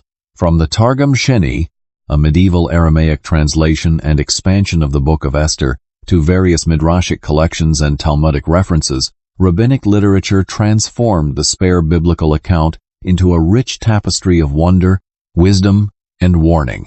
The second Targum, composed sometime between the 7th and 10th centuries CE in the Babylonian Jewish community, provides the most extensive Jewish elaboration. Though technically a commentary on Esther, it includes a long digression about Solomon and the Queen of Sheba, using her story to illustrate Solomon's wisdom and power.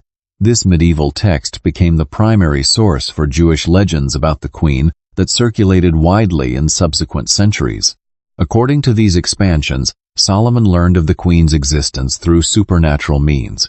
He commanded all birds to appear before him, and the hoopoe arrived late with news of a distant queen who ruled a land of great wealth. This element, also present in Islamic tradition, suggests possible shared sources or mutual influence between Jewish and Islamic storytelling communities in medieval times. The Jewish traditions gave the queen a name, or rather several names. Some sources call her Bilqis, the same name used in Islamic tradition. Others call her Makkeda, connecting to Ethiopian tradition. Still others refer to her simply as the Queen of Sheba without providing a personal name. This multiplicity of names reflects different Jewish communities preserving different versions of the tradition. The hairy leg legend originates in these Jewish sources. According to the Targum Sheni, Solomon heard rumors that the queen had hairy legs, or possibly feet like a goat. This peculiarity suggested she might be a demon, or half-demon, as demons in Jewish folklore were often said to have animal features, particularly goat-like feet. Solomon needed to determine the queen's nature before receiving her. The glass floor served as Solomon's test. He constructed a floor of clear glass overflowing water in his palace. When the queen entered and saw what appeared to be deep water, she lifted her garments to wade through. This revealed her legs, which were indeed hairy. Seeing this, Solomon's advisors prepared a depilatory cream which removed the hair and confirmed that despite this unusual feature, she was fully human. Other versions of the hairy leg tradition explain it differently. Some suggest the hairiness resulted from her mother having been a jinn, making the queen half-demon. Others claim it was a natural condition that Solomon's wisdom enabled him to remedy.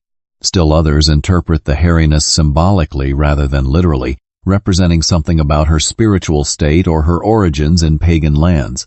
The demonic association appears in several Jewish texts.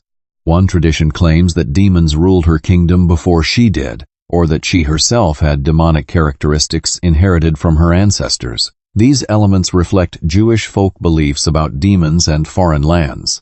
Regions beyond Israel, especially those known for polytheistic worship, were sometimes imagined as demon-haunted or demon-ruled.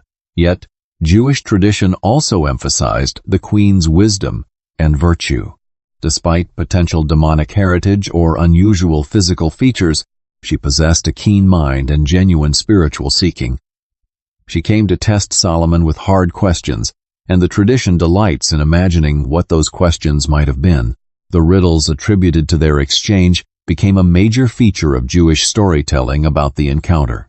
One famous riddle asks, "What water neither comes from the sky nor springs from the earth, yet it sustains all living things?" Solomon answers, "Sweat." Another poses, "There is an enclosure with 10 doors. When one is open, 9 are shut. When 9 are open, 1 is shut." Solomon replies, "The womb, which has 10 openings. When the child lives in it, 9 are closed, and 1 is open. When the child is born, 9 open and 1 closes." These riddles, found in midrashic collections compiled over many centuries, demonstrate Jewish intellectual culture's love of clever wordplay and wisdom literature. They portray both the queen and Solomon as masters of riddle solving, engaging in contests that test not just knowledge, but creative thinking and perception. The riddles often contain multiple layers of meaning, from mundane to mystical. Some traditions claim the queen brought Solomon gifts beyond those mentioned in Scripture. She supposedly presented him with peculiar tests, alongside the gold and spices. One story tells of her bringing him groups of boys and girls dressed identically, challenging him to determine which were which. Solomon scattered nuts before them, and the boys gathered them greedily, while the girls collected them modestly in their garments, revealing their genders.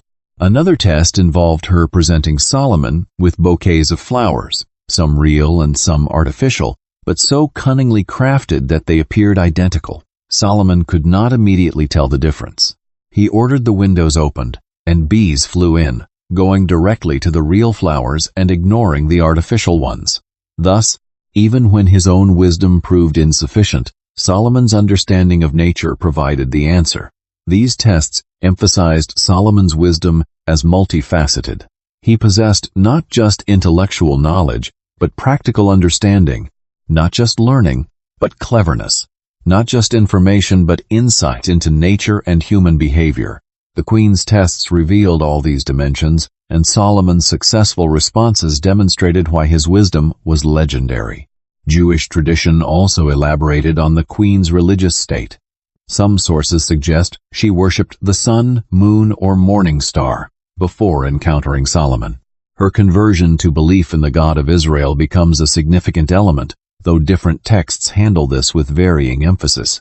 Some present a dramatic conversion, while others suggest she already believed in God but came to deepen her understanding. The relationship between Solomon and the queen generated speculation. Some Jewish texts hint at romance or even marriage, though others maintain a strictly formal diplomatic relationship. The Targum Sheni describes Solomon composing a poem comparing the queen to a beautiful deer, suggesting emotional attraction. Whether this attraction was consummated remained a matter of debate and interpretive choice among different authors and communities. The question of progeny appears in some Jewish sources, though less prominently than in Ethiopian tradition. A few texts mention that the queen bore Solomon a son, sometimes identified with the biblical figure Nebaioth or connected to Arabian tribes. These references remain minor in Jewish tradition compared to the elaborate genealogies of the Kebra Nagast. Later Jewish mystical tradition, particularly Kabbalah, sometimes interpreted the Queen of Sheba allegorically. She represented the Shekhinah, the feminine aspect of divine presence, coming to unite with masculine wisdom represented by Solomon. In this reading, their encounter symbolized cosmic harmonies and the integration of complementary divine attributes. The literal historical encounter became a template for understanding spiritual realities. The elaborate Jewish traditions about the queen served multiple purposes. They entertained, demonstrating storytelling, skill, and imagination. They educated, using her story to teach about wisdom, discernment, and proper worship. They warned, with the demonic elements cautioning about the spiritual dangers of foreign lands and foreign women. They inspired, showing how even a pagan queen could recognize divine truth when properly encountered. The variations across different Jewish texts reflect the diverse communities that preserved these traditions. Babylonian Jews told different details than Palestinian Jews. Medieval European Jewish communities added their own elements. Each community shaped the tradition according to its concerns, questions, and cultural context. The queen became a figure onto whom various Jewish communities projected their understandings of foreignness, femininity, wisdom, and the relationship between Israel and surrounding peoples. Modern scholars recognize these Jewish elaborations as products of their time rather than historical records. The Targum Sheni dates to many centuries after the events it describes, drawing from folk tradition and imaginative expansion rather than preserved historical memory. The riddles reflect medieval Jewish literary forms rather than 10th century BCE conversations. The demonic elements express folk beliefs about foreign lands rather than actual characteristics of the historical queen. Yet understanding these traditions as later developments does not diminish their cultural importance. For centuries, these Jewish elaborations shaped how Jewish communities imagined the Queen of Sheba. They influenced Christian and Islamic traditions through cultural exchange. They demonstrate the generative power of brief scriptural narratives, how gaps in texts invite elaboration, and how each generation fills those gaps according to its own concerns and imagination. The Jewish traditions gave the queen depth, personality, and peculiarity. She became more than a diplomatic visitor. She became a character with mysterious origins, supernatural tests, and a complex relationship with Solomon. Whether facing riddles or revealing hairy legs, she remains central to a story that taught about wisdom's nature, the encounter between Israel and the nations, and the proper response to divine truth encountered in unexpected forms. The test of riddles, wisdom as a battle of wits. The hard questions remain Scripture's mystery regarding the Queen of Sheba. The Bible mentions them but preserves none. This silence created space that storytellers across centuries enthusiastically filled. The riddles attributed to the Queen's encounter with Solomon reveal less about 10th century BCE history than about what different cultures valued as wisdom and how they imagined contests of intellect between powerful figures. Jewish tradition excelled at creating riddles for this encounter. The Midrash and Targum contain dozens of exchanges, each designed to demonstrate both the difficulty of the challenge and Solomon's superior insight. These riddles follow patterns common in wisdom literature, where surface simplicity masks deeper meaning. and correct answers require perceiving hidden connections. One category of riddles deals with natural phenomena. The queen asks about water that neither falls from the sky nor springs from the ground. Solomon identifies sweat, the moisture the body produces. Another riddle questions, what never enters a house yet is found in every room. The answer is light, streaming through windows but never physically entering as an object. These riddles test observation skills and the ability to think beyond literal interpretations. Biological riddles form another category.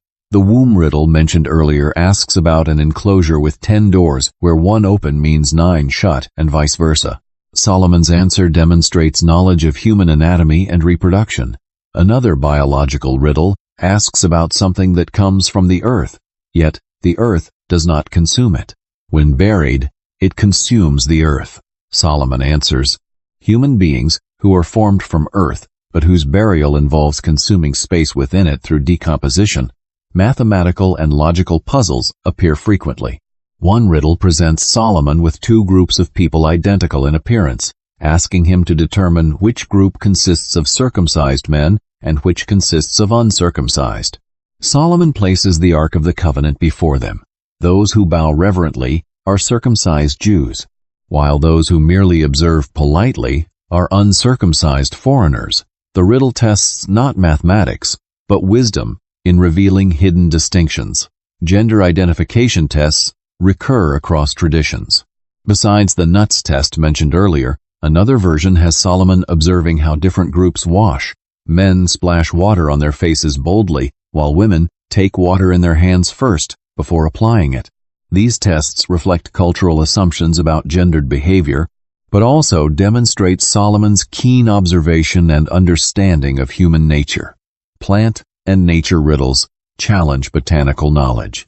The real versus artificial flowers test shows Solomon using indirect methods rather than direct knowledge. He cannot immediately distinguish the artificial from the real, so he employs bees whose nature drives them to real flowers.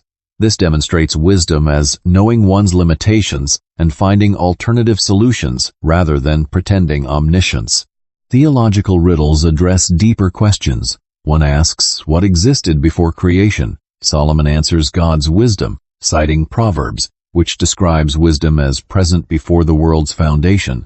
Another asks, what makes the poor rich and the rich poor? Solomon responds, charity, which enriches the giver spiritually while requiring them to part with material wealth. These riddles move beyond clever observation to probe metaphysical and ethical truths. Some riddles take narrative form. The queen tells stories with puzzling elements and asks Solomon to explain them.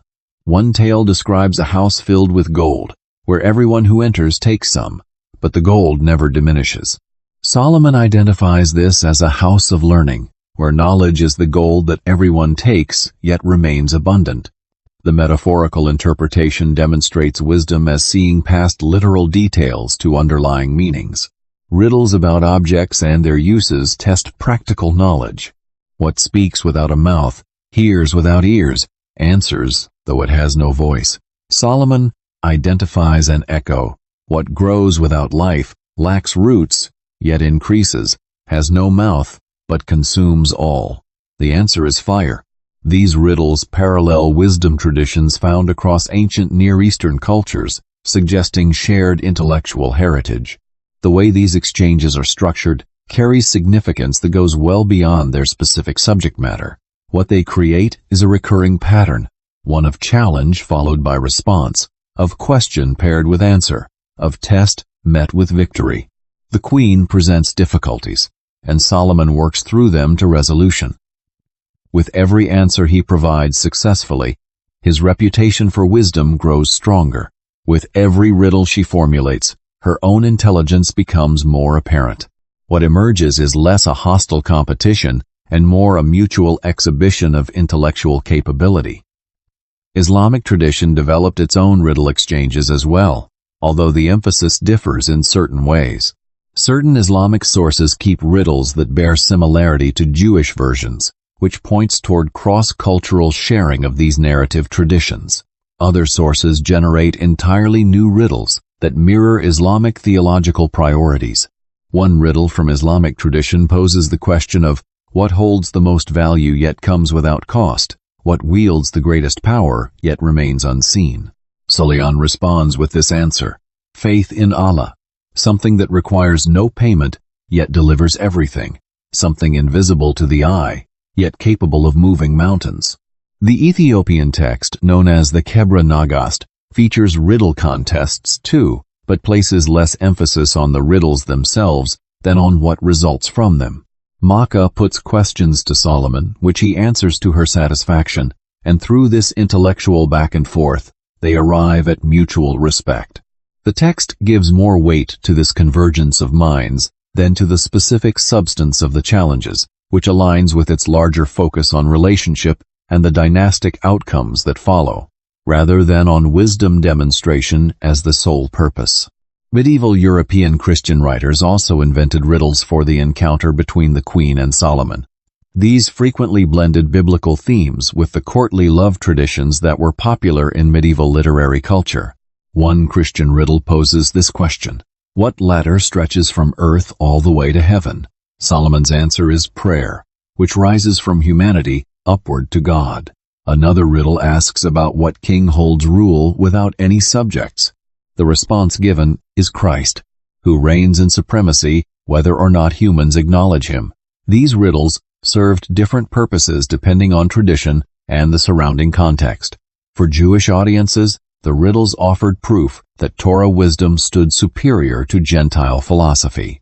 Solomon's capacity to respond to every single question offered evidence that wisdom anchored in knowledge of God surpasses every other form of learning. The Queen's departure, marked by her deep impression, served as testimony to Judaism's intellectual accomplishments. For Islamic tradition, the riddles showed prophetic knowledge bestowed by Allah. Sulaiman's responses didn't spring from human education alone, but emerged from divine guidance. The Queen's conversion following their exchange offered proof that recognizing divine truth demands both intellectual integrity and spiritual receptiveness. Her questions put his understanding to the test, and his answers delivered confirmation of prophetic authority. Christian interpreters understood the riddles as foreshadowing how Gentiles would come to recognize Christ. The Queen stood in for the nations making their way to Jerusalem in search of wisdom. Solomon, serving as a forerunner to Christ, provided wisdom that went beyond earthly knowledge. The riddle exchanges became symbols for how questions rooted in philosophy and ethics discover their answers in divine revelation. Her departure, satisfied with what she found, ran parallel to Gentile conversion after meeting Christian truth. Modern scholars view these riddles as literary inventions rather than historical documentation. The riddles reveal the intellectual cultures that created them, showing what various societies held up as wisdom. The substance of the riddles draws from folklore, proverbial wisdom, and philosophical thinking common across different ancient and medieval cultures.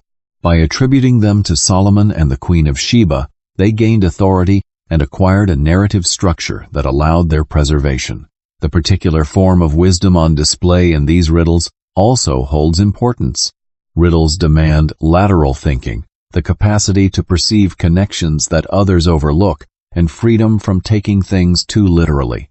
They place value on cleverness, on careful observation, and on the ability to find meaning beneath what appears on the surface.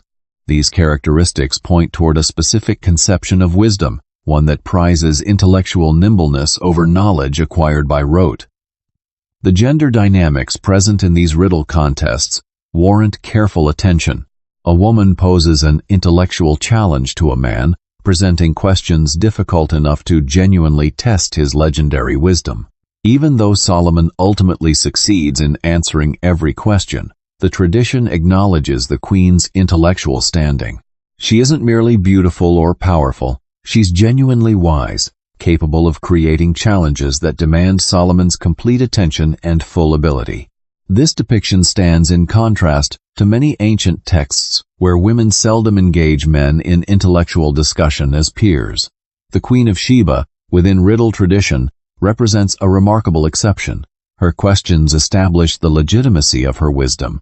Her satisfaction with Solomon's responses proves her ability to judge correct answers. She evaluates his wisdom, and through her evaluation, validates it. This positions her with an authority that's unusual for female figures throughout ancient literature. And yet, the contests simultaneously reinforce hierarchy. Solomon never stumbles on an answer. The queen never manages to stump him. His wisdom demonstrates its superiority, which confirms the biblical declaration that nothing proved too difficult for him to explain. The contests permit her intelligence while ultimately placing it beneath his. She embodies the finest wisdom that the Gentile world has to offer, but even this falls short when compared to wisdom rooted in knowledge of Israel's God.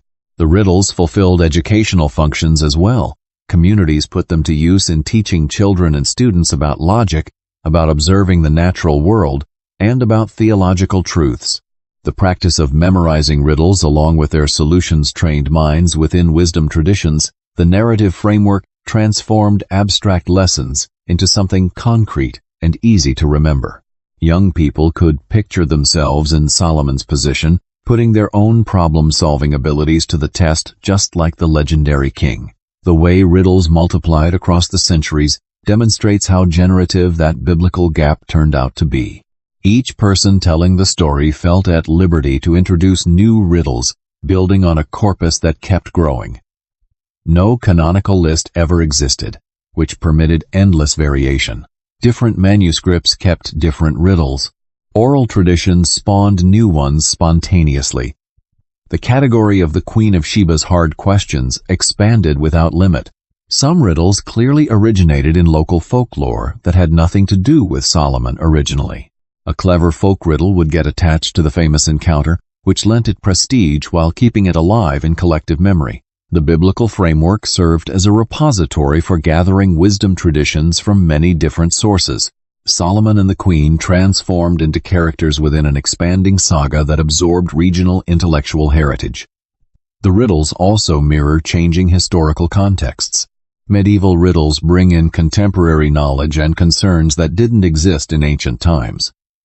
Theological riddles reflect the doctrinal debates happening in their particular era. The content undergoes subtle shifts across centuries, with each generation's riddles disclosing its preoccupations and intellectual approach.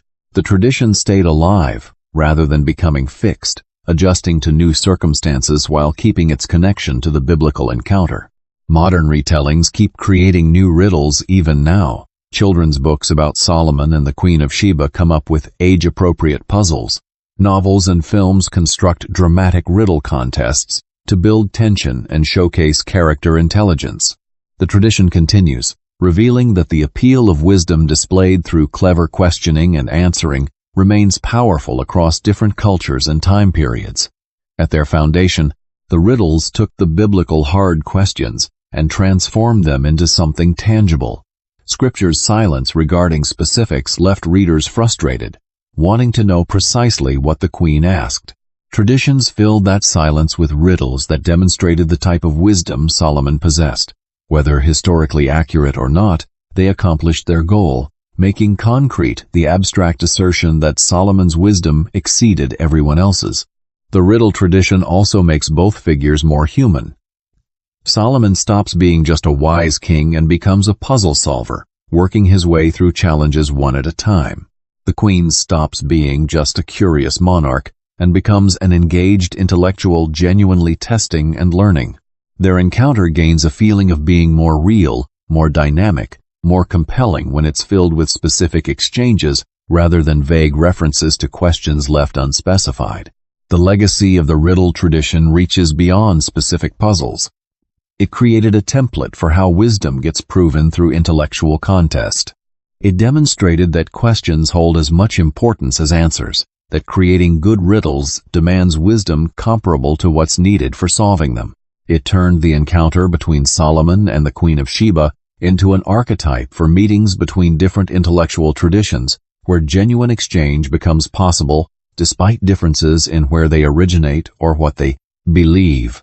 A romantic and political union, deconstructing the relationship. Beyond riddles and wisdom contests, sits a more intimate question. What precisely was the nature of the relationship between Solomon and the Queen of Sheba? The biblical account stays strictly formal, describing a diplomatic exchange between equals. Yet later traditions, unable to resist the dramatic potential, explored romantic and political dimensions that Scripture only hints at. The biblical text offers no romantic elements whatsoever. The queen arrives, puts Solomon's wisdom to the test, voices her satisfaction with what she discovers, exchanges gifts with him, and departs. Nothing points toward physical intimacy or emotional bonds. The relationship looks entirely professional, a meeting between two monarchs carried out with proper diplomatic protocol. If romance existed between them, the biblical writers showed zero interest in documenting it. Still, human imagination reads between the lines. A powerful queen journeys across immense distances to meet a legendary king. Both command wealth, intelligence, and authority. They spend time in each other's company, in conversation, sharing wisdom. The ingredients for romance appear to be present, even when the text describes nothing of the sort explicitly. Later traditions seized upon these elements to build narratives the Bible never tells. Ethiopian tradition develops romantic themes most explicitly. The Kebra Nagast describes Solomon's desire for Makeda, his strategic approach to seducing her, and their union that produces Menelik. This narrative converts a diplomatic visit into a story involving attraction, though one that includes deception. Solomon desires her, manipulates circumstances to overcome her resistance, and achieves his goal. The text treats this neither as villainous nor as entirely honorable, simply as what took place. The Ethiopian narrative serves purposes related to dynasty. Menelik's birth provides legitimacy to the Solomonic dynasty's claim to Ethiopian rule. Romance becomes functional, offering an explanation for how the bloodline got established. Yet the story also reflects human interest in the possibility that these two impressive figures might have experienced mutual attraction. Power, wisdom, and wealth all supposedly act as aphrodisiacs. Why wouldn't these monarchs feel desire for each other? Islamic tradition demonstrates more restraint where romance is concerned. Some Muslim sources suggest Solomon wanted to marry the queen following her conversion. A few mention that they did marry, with Bilqis staying in Jerusalem or going back to her kingdom while maintaining an ongoing connection to Solomon. Most Islamic sources, however, concentrate on theological transformation rather than personal relationship. Her submission to Allah holds more significance than any romantic involvement with Suleiman. Jewish tradition divides between restraint and elaboration. Some midrashic texts suggest attraction, describing Solomon composing love poetry about the queen. The Targum Sheni includes verses that compare her to a gazelle, beautiful and graceful. Yet other Jewish sources keep everything completely proper, presenting their relationship as purely intellectual and diplomatic. Different communities and different eras place emphasis on different aspects. The possibility of marriage warrants examination. Solomon's many wives and concubines receive thorough documentation in Scripture. 1 Kings records that he had 700 wives and 300 concubines. Adding one more, particularly a queen of considerable status and wealth, wouldn't have appeared remarkable. Yet Scripture never includes the Queen of Sheba among his wives, and she goes back to her own land rather than staying in Jerusalem. Political considerations might have made marriage impossible. Solomon already kept alliances going through marriages to Egyptian, Moabite, Edomite, and other foreign princesses. Another foreign wife might have proved diplomatically useful, cementing an alliance with a wealthy southern kingdom. However, the queen's need to return and rule her own land would create complications for such an arrangement. Ancient monarchs who married often witnessed one party becoming subordinate to the other's authority. Between two sovereign rulers of equal status, marriage might create political awkwardness. The exchange of gifts itself carried political significance beyond romance. In ancient Near Eastern diplomacy, gifts served to demonstrate wealth, establish status, and create obligation. The queen's lavish gifts tested whether Solomon's reputation matched reality.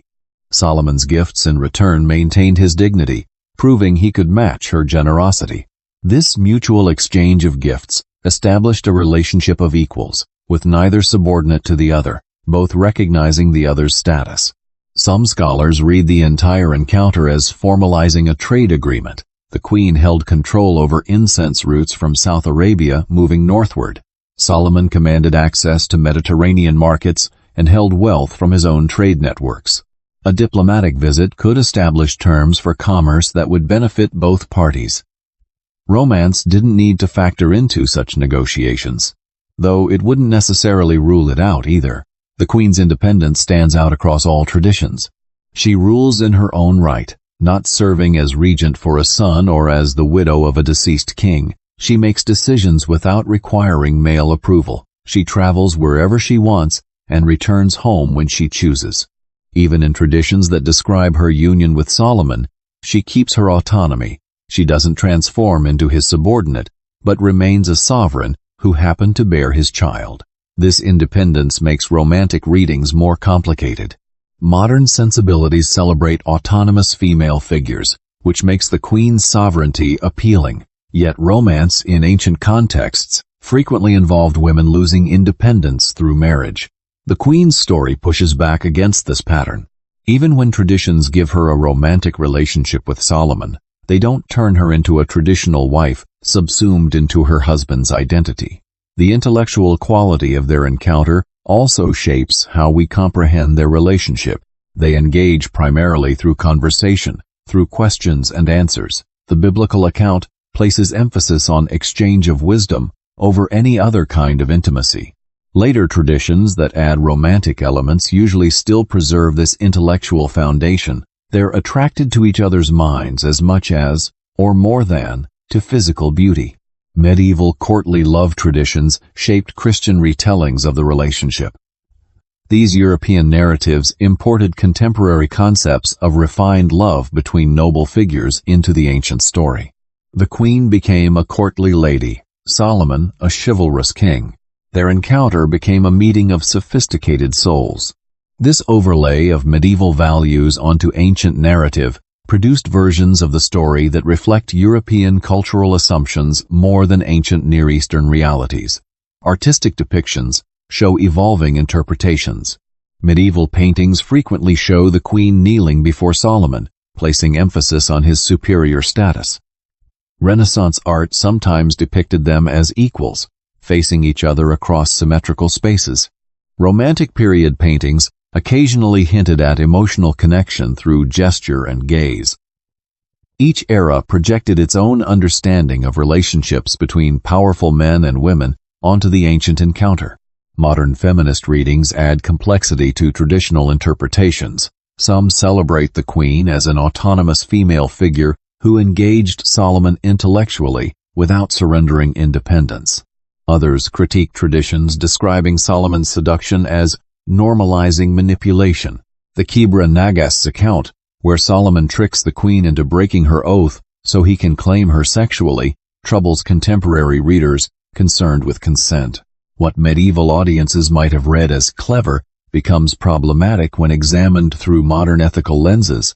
The question of children carries political weight beyond romance.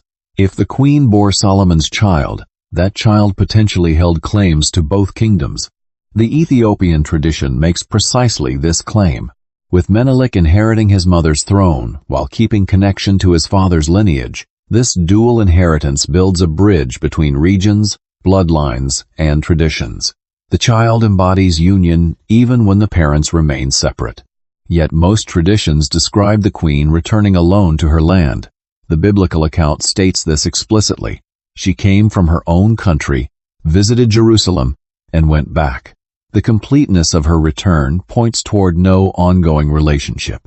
Whether she bore Solomon's child or not, she resumed her independent rule without apparent need for his continued involvement. The diplomatic interpretation perhaps makes the most historical sense. Two rulers of comparable status meet, evaluate each other, exchange gifts that cement goodwill, and return to their respective kingdoms with positive impressions. Trade relationships might develop, cultural exchange might continue, but each maintains sovereignty over their own territory. Romance doesn't need to complicate this arrangement. Still, the romantic possibilities persist in retellings. Something about these two figures invites speculation about personal feelings beyond political calculation. Perhaps precisely because the biblical text says nothing about romance, readers feel free to imagine it. The gaps in Scripture become spaces for projection, where different audiences insert the relationship dynamics they find meaningful or compelling. The relationship between Solomon and the Queen of Sheba therefore exists in multiple versions across different traditions. Strictly diplomatic in Scripture, it turns romantic in Ethiopian tradition, potentially marital in some Islamic sources, hinted at in Jewish texts, and interpreted variously in Christian retellings. Each version serves the needs of the community preserving it, whether legitimizing dynasties, illustrating theological points, or simply satisfying human interest in whether these impressive figures might have loved each other. What seems clear is that they respected each other. The biblical text emphasizes mutual gift-giving, successful communication, and the queen's expressed admiration for Solomon's wisdom. Whatever else took place, the encounter left both parties satisfied. She returned home having confirmed his reputation. He gained honor from her visit and praise. Whether or not romance bloomed, respect certainly did, making their relationship notable regardless of its precise nature. The enduring icon. The Queen of Sheba in art and culture. The Queen's image spread across centuries and continents. Artists who never laid eyes on Arabia or Ethiopia, who knew nothing of ancient Sabaean civilization, nevertheless painted her. Composers wrote music celebrating her encounter with Solomon. Writers from medieval times through to the present have reimagined her story. She became a cultural icon whose appeal reached beyond the religious texts that introduced her. Early Christian art rarely depicted the Queen. The first Christian centuries concentrated on New Testament scenes and martyrs. Old Testament figures appeared mainly as types foreshadowing Christian truth. The Queen of Sheba emerged slowly in Christian iconography, gaining prominence, particularly in medieval times, when her visit came to symbolize Gentile recognition of divine wisdom. Medieval manuscripts illuminated the Queen's arrival in Jerusalem. She appears leading caravans loaded with treasure, meeting Solomon in his palace, and kneeling before him in reverence. These images emphasized her exotic origin through clothing, retinue, and sometimes darker skin tone. Artists used her foreignness to highlight the universal appeal of Solomon's wisdom, which attracted even distant monarchs. The meeting between Solomon and the Queen became a standard subject in Christian churches. It appeared in stained glass windows, carved on cathedral doors, and painted in fresco. The scene served typological purposes, with the Queen representing the Church or Gentile believers coming to recognize Christ, prefigured by Solomon. Medieval theologians drew elaborate parallels between her journey and the Christian spiritual journey toward truth. Renaissance painters brought new sophistication to depictions of the Queen. Piero della Francesca included the legend of the True Cross in his fresco cycle, incorporating a scene where the Queen kneels before wood from Solomon's palace that would eventually become Christ's cross. This complex theological layering made her part of Christian salvation history, connecting Old Testament type to New Testament fulfillment. Baroque art amplified the drama. The Queen's procession grew more elaborate, her gifts more spectacular, Solomon's court more magnificent. Artists like Claude Lorraine painted vast landscapes with the Queen's caravan winding toward Jerusalem.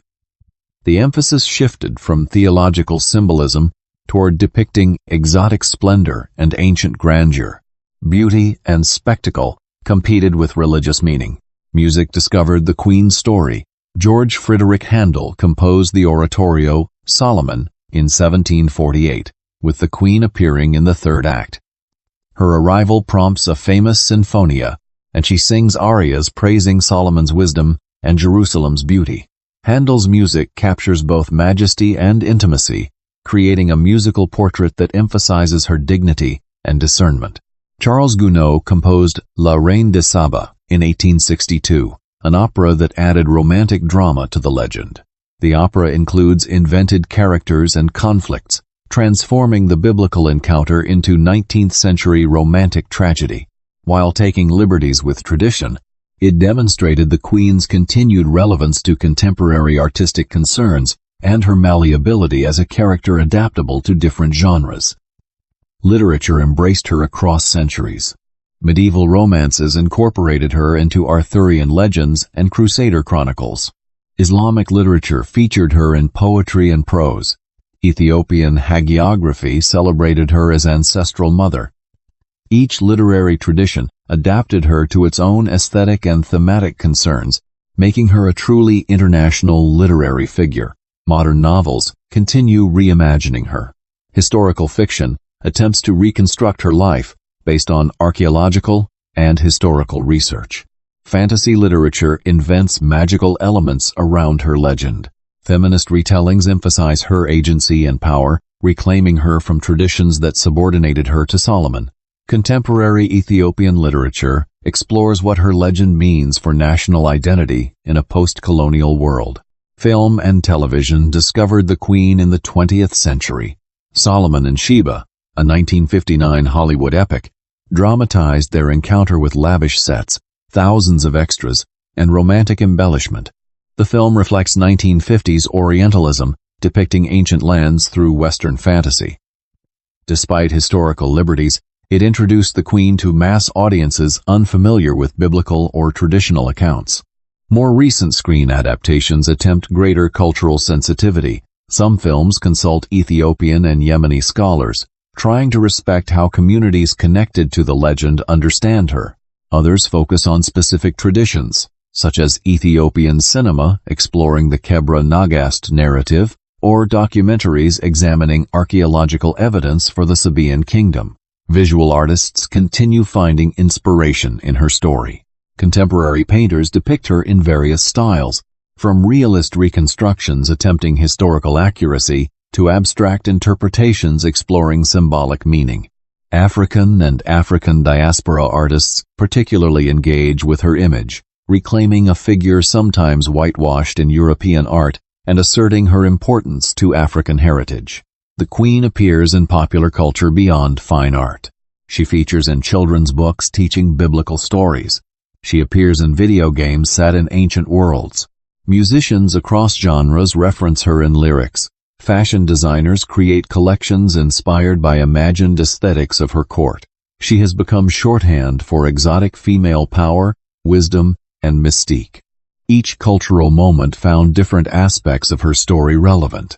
Medieval Christians saw her as a type of the Church.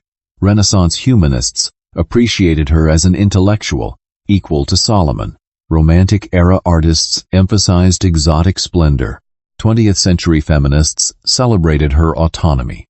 21st century post-colonial thinkers examine how her legend has been appropriated and can be reclaimed. Her visual representation evolved significantly across time and place. Ethiopian art consistently portrays her as African, with dark skin and features reflecting local populations. This representation asserts Ethiopian claims to her heritage and resists European attempts to depict her as Mediterranean or Middle Eastern. The visual politics of how artists render her skin tone, features, and dress carry implications for who gets to claim her legacy. European, medieval, and Renaissance art often depicted her as racially ambiguous or even white, despite acknowledging her southern origin. This whitening reflected both artistic conventions and cultural assumptions about beauty and nobility. Later, European art sometimes exoticized her, depicting her with deliberately African or Arabian features to emphasize her otherness. These varying approaches reveal more about European attitudes toward race and foreignness than about historical realities. Islamic art traditionally avoided human depiction, but Persian miniatures created exceptions for historical and legendary figures. Some Persian manuscripts illustrate the Bilqis narrative with detailed paintings showing her throne, her meeting with Suleiman, and her conversion. These images follow Persian artistic conventions, making her visually Persian despite her Arabian or African origin in the narrative.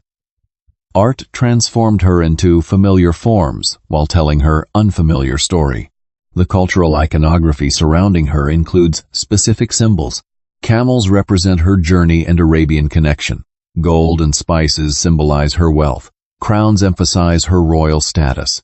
The throne appears frequently, particularly in traditions emphasizing Suleiman's miraculous transport of it. These symbols create a visual vocabulary, allowing immediate recognition of her story across different artistic contexts. Her presence in churches and religious art served pedagogical purposes. Illiterate believers could recognize her story through visual depiction and learn its religious significance. The scenes taught about wisdom, proper worship, and the relationship between earthly and divine authority. Art became scripture for those who couldn't read text, making her story accessible across literacy levels. Modern museum exhibitions have explored her legend from various angles. Some focus on archaeological evidence for Sabaean civilization, displaying artifacts from Yemen that contextually connect to her legend. Others examine artistic representations across cultures, showing how different traditions visualized her. These exhibitions make academic research accessible to public audiences while celebrating cultural heritage connected to her story. Tourism industries in Ethiopia and Yemen both capitalize on her legend. Sites associated with traditional accounts attract visitors interested in ancient history and religious heritage. The Church of Mary of Zion in Aksum draws pilgrims and tourists partly because of the ark tradition connected to Menelik. Ruins of the Marib Dam attract visitors curious about Sabaean civilization. Her legend generates economic as well as cultural capital. Academic conferences and scholarly publications continue analyzing her cultural impact. Folklorists examine how her story transmits across generations. Art historians trace iconographic developments. Literary scholars analyze narrative adaptations. Religious studies experts explore her theological significance in different faiths. Her legend generates ongoing scholarly interest, making her relevant to contemporary intellectual discourse. The enduring fascination with the Queen of Sheba reflects multiple factors.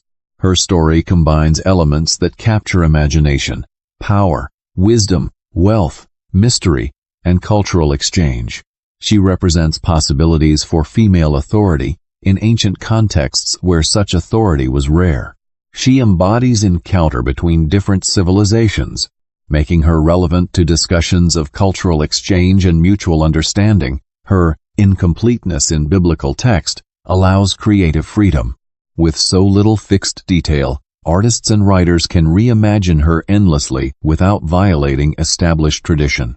She becomes a canvas for projection, adaptable to whatever meanings different eras and cultures need from her. This flexibility ensures her relevance across changing historical circumstances. From medieval illuminations to contemporary films, from Handel's arias to modern novels, the Queen of Sheba persists as cultural icon. Each generation finds in her something worth portraying, whether theological lesson, romantic heroine, symbol of female power, or embodiment of cross-cultural encounter. Her journey from ancient text to enduring legend demonstrates how stories transcend their origins, becoming vehicles for human concerns that span centuries and continents. Beyond the myth, the legacy of a powerful woman. At journey's end, questions remain. Did she exist? Where did she rule? What actually happened in Jerusalem? End of Friends. The quest for historical certainty about the Queen of Sheba continues frustrating those who demand definitive answers. Yet perhaps certainty matters less than legacy. And her legacy shines undeniably across 3 millennia. The historical reality probably sits somewhere between legend and invention.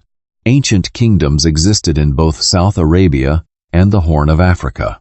Trade networks connected these regions with the Levant. Diplomatic exchanges between distant monarchs occurred regularly in the ancient world. A queen ruling a wealthy southern kingdom and visiting Jerusalem to establish relations with Solomon fits within historical possibility, even when specific details remain unverifiable.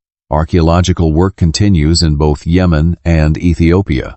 Each excavation season produces new inscriptions, architectural remains, and artifacts that illuminate ancient South Arabian and East African civilizations. While no discovery has yet definitively located the Queen of Sheba's kingdom or confirmed her visit to Jerusalem, The absence of proof is not proof of absence. Future finds might clarify what current evidence leaves uncertain. More likely, the historical truth will remain elusive. Too much time has passed. Too little direct evidence exists. Too many political and cultural factors shape interpretation of what evidence does survive. The archaeological record rarely provides the kinds of specific historical confirmation that legends require. We may never know with certainty whether a queen from Sheba visited Solomon in 10th century BCE Jerusalem. Uncertainty doesn't diminish her significance. Historical existence proves less important than cultural impact.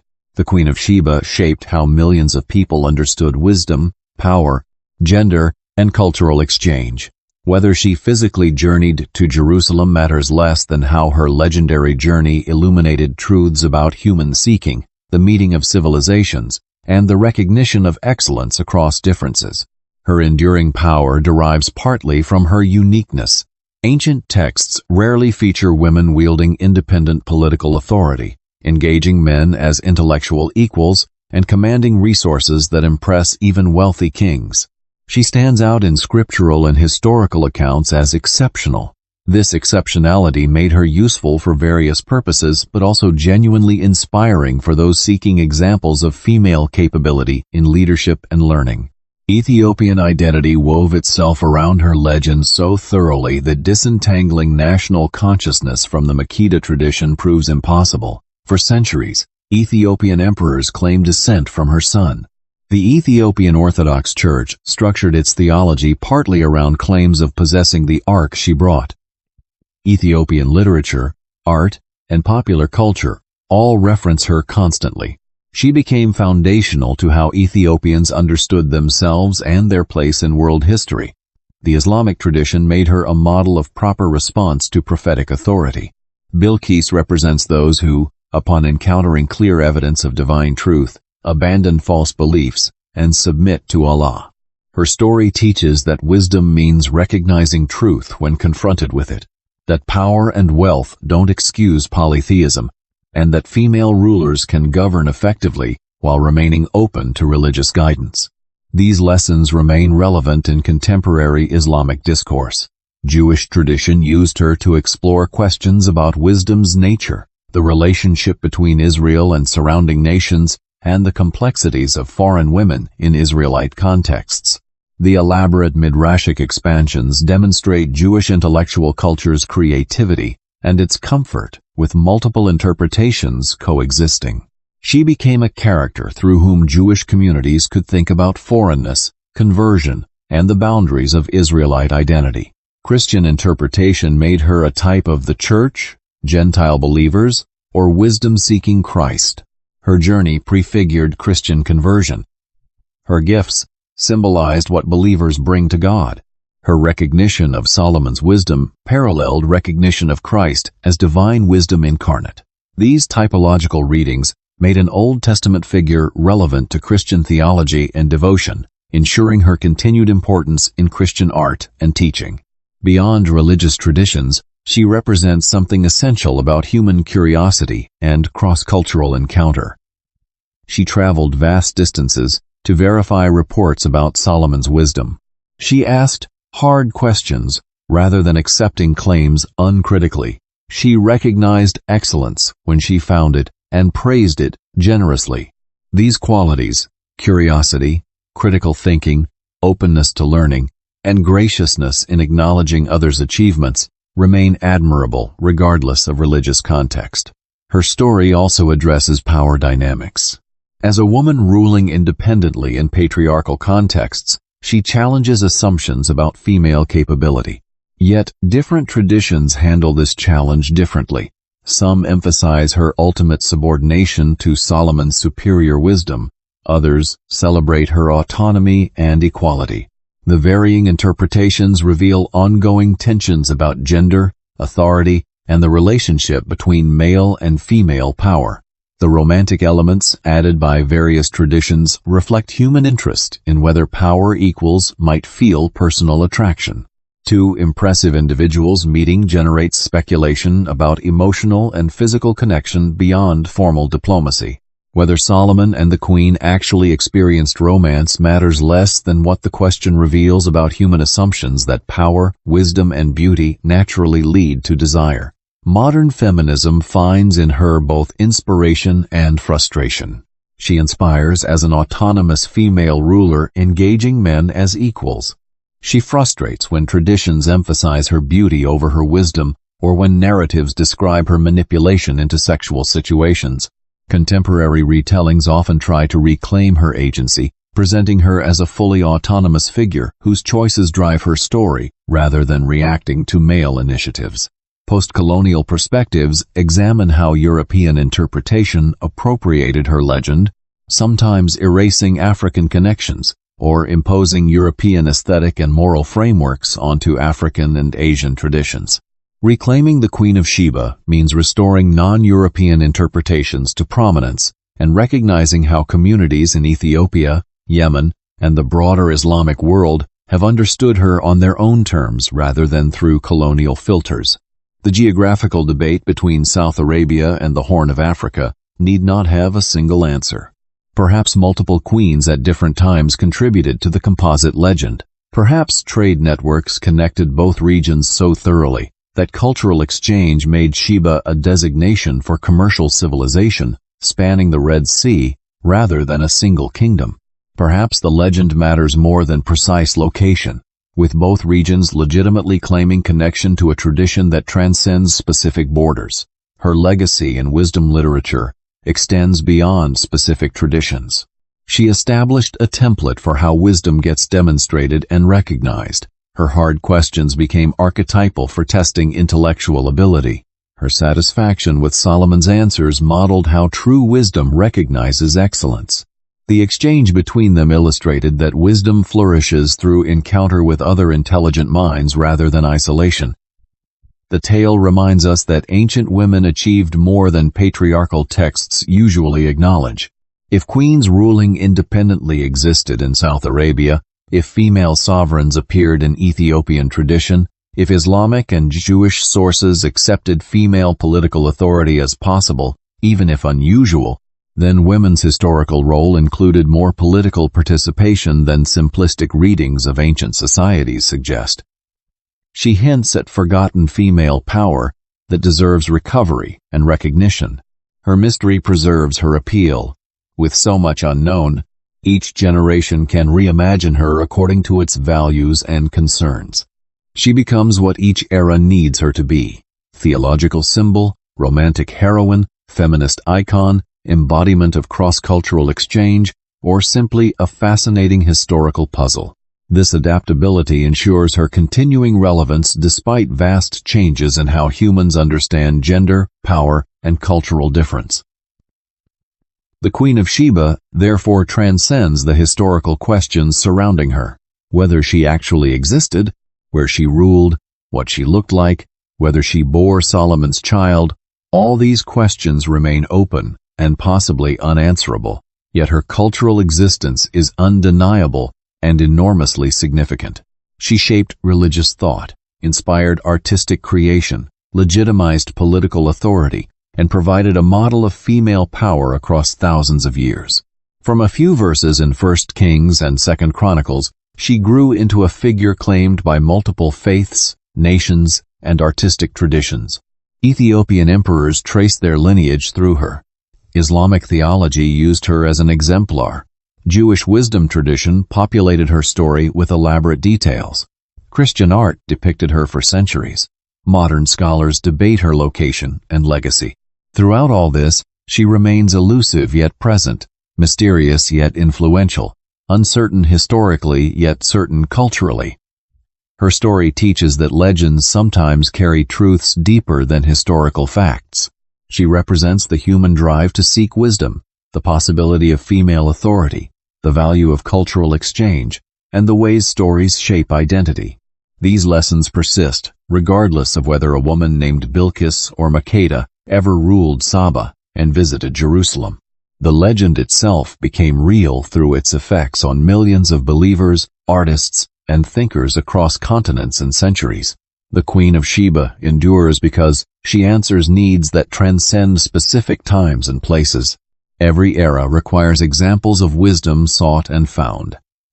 Every culture needs stories about encounters with otherness that end in mutual recognition.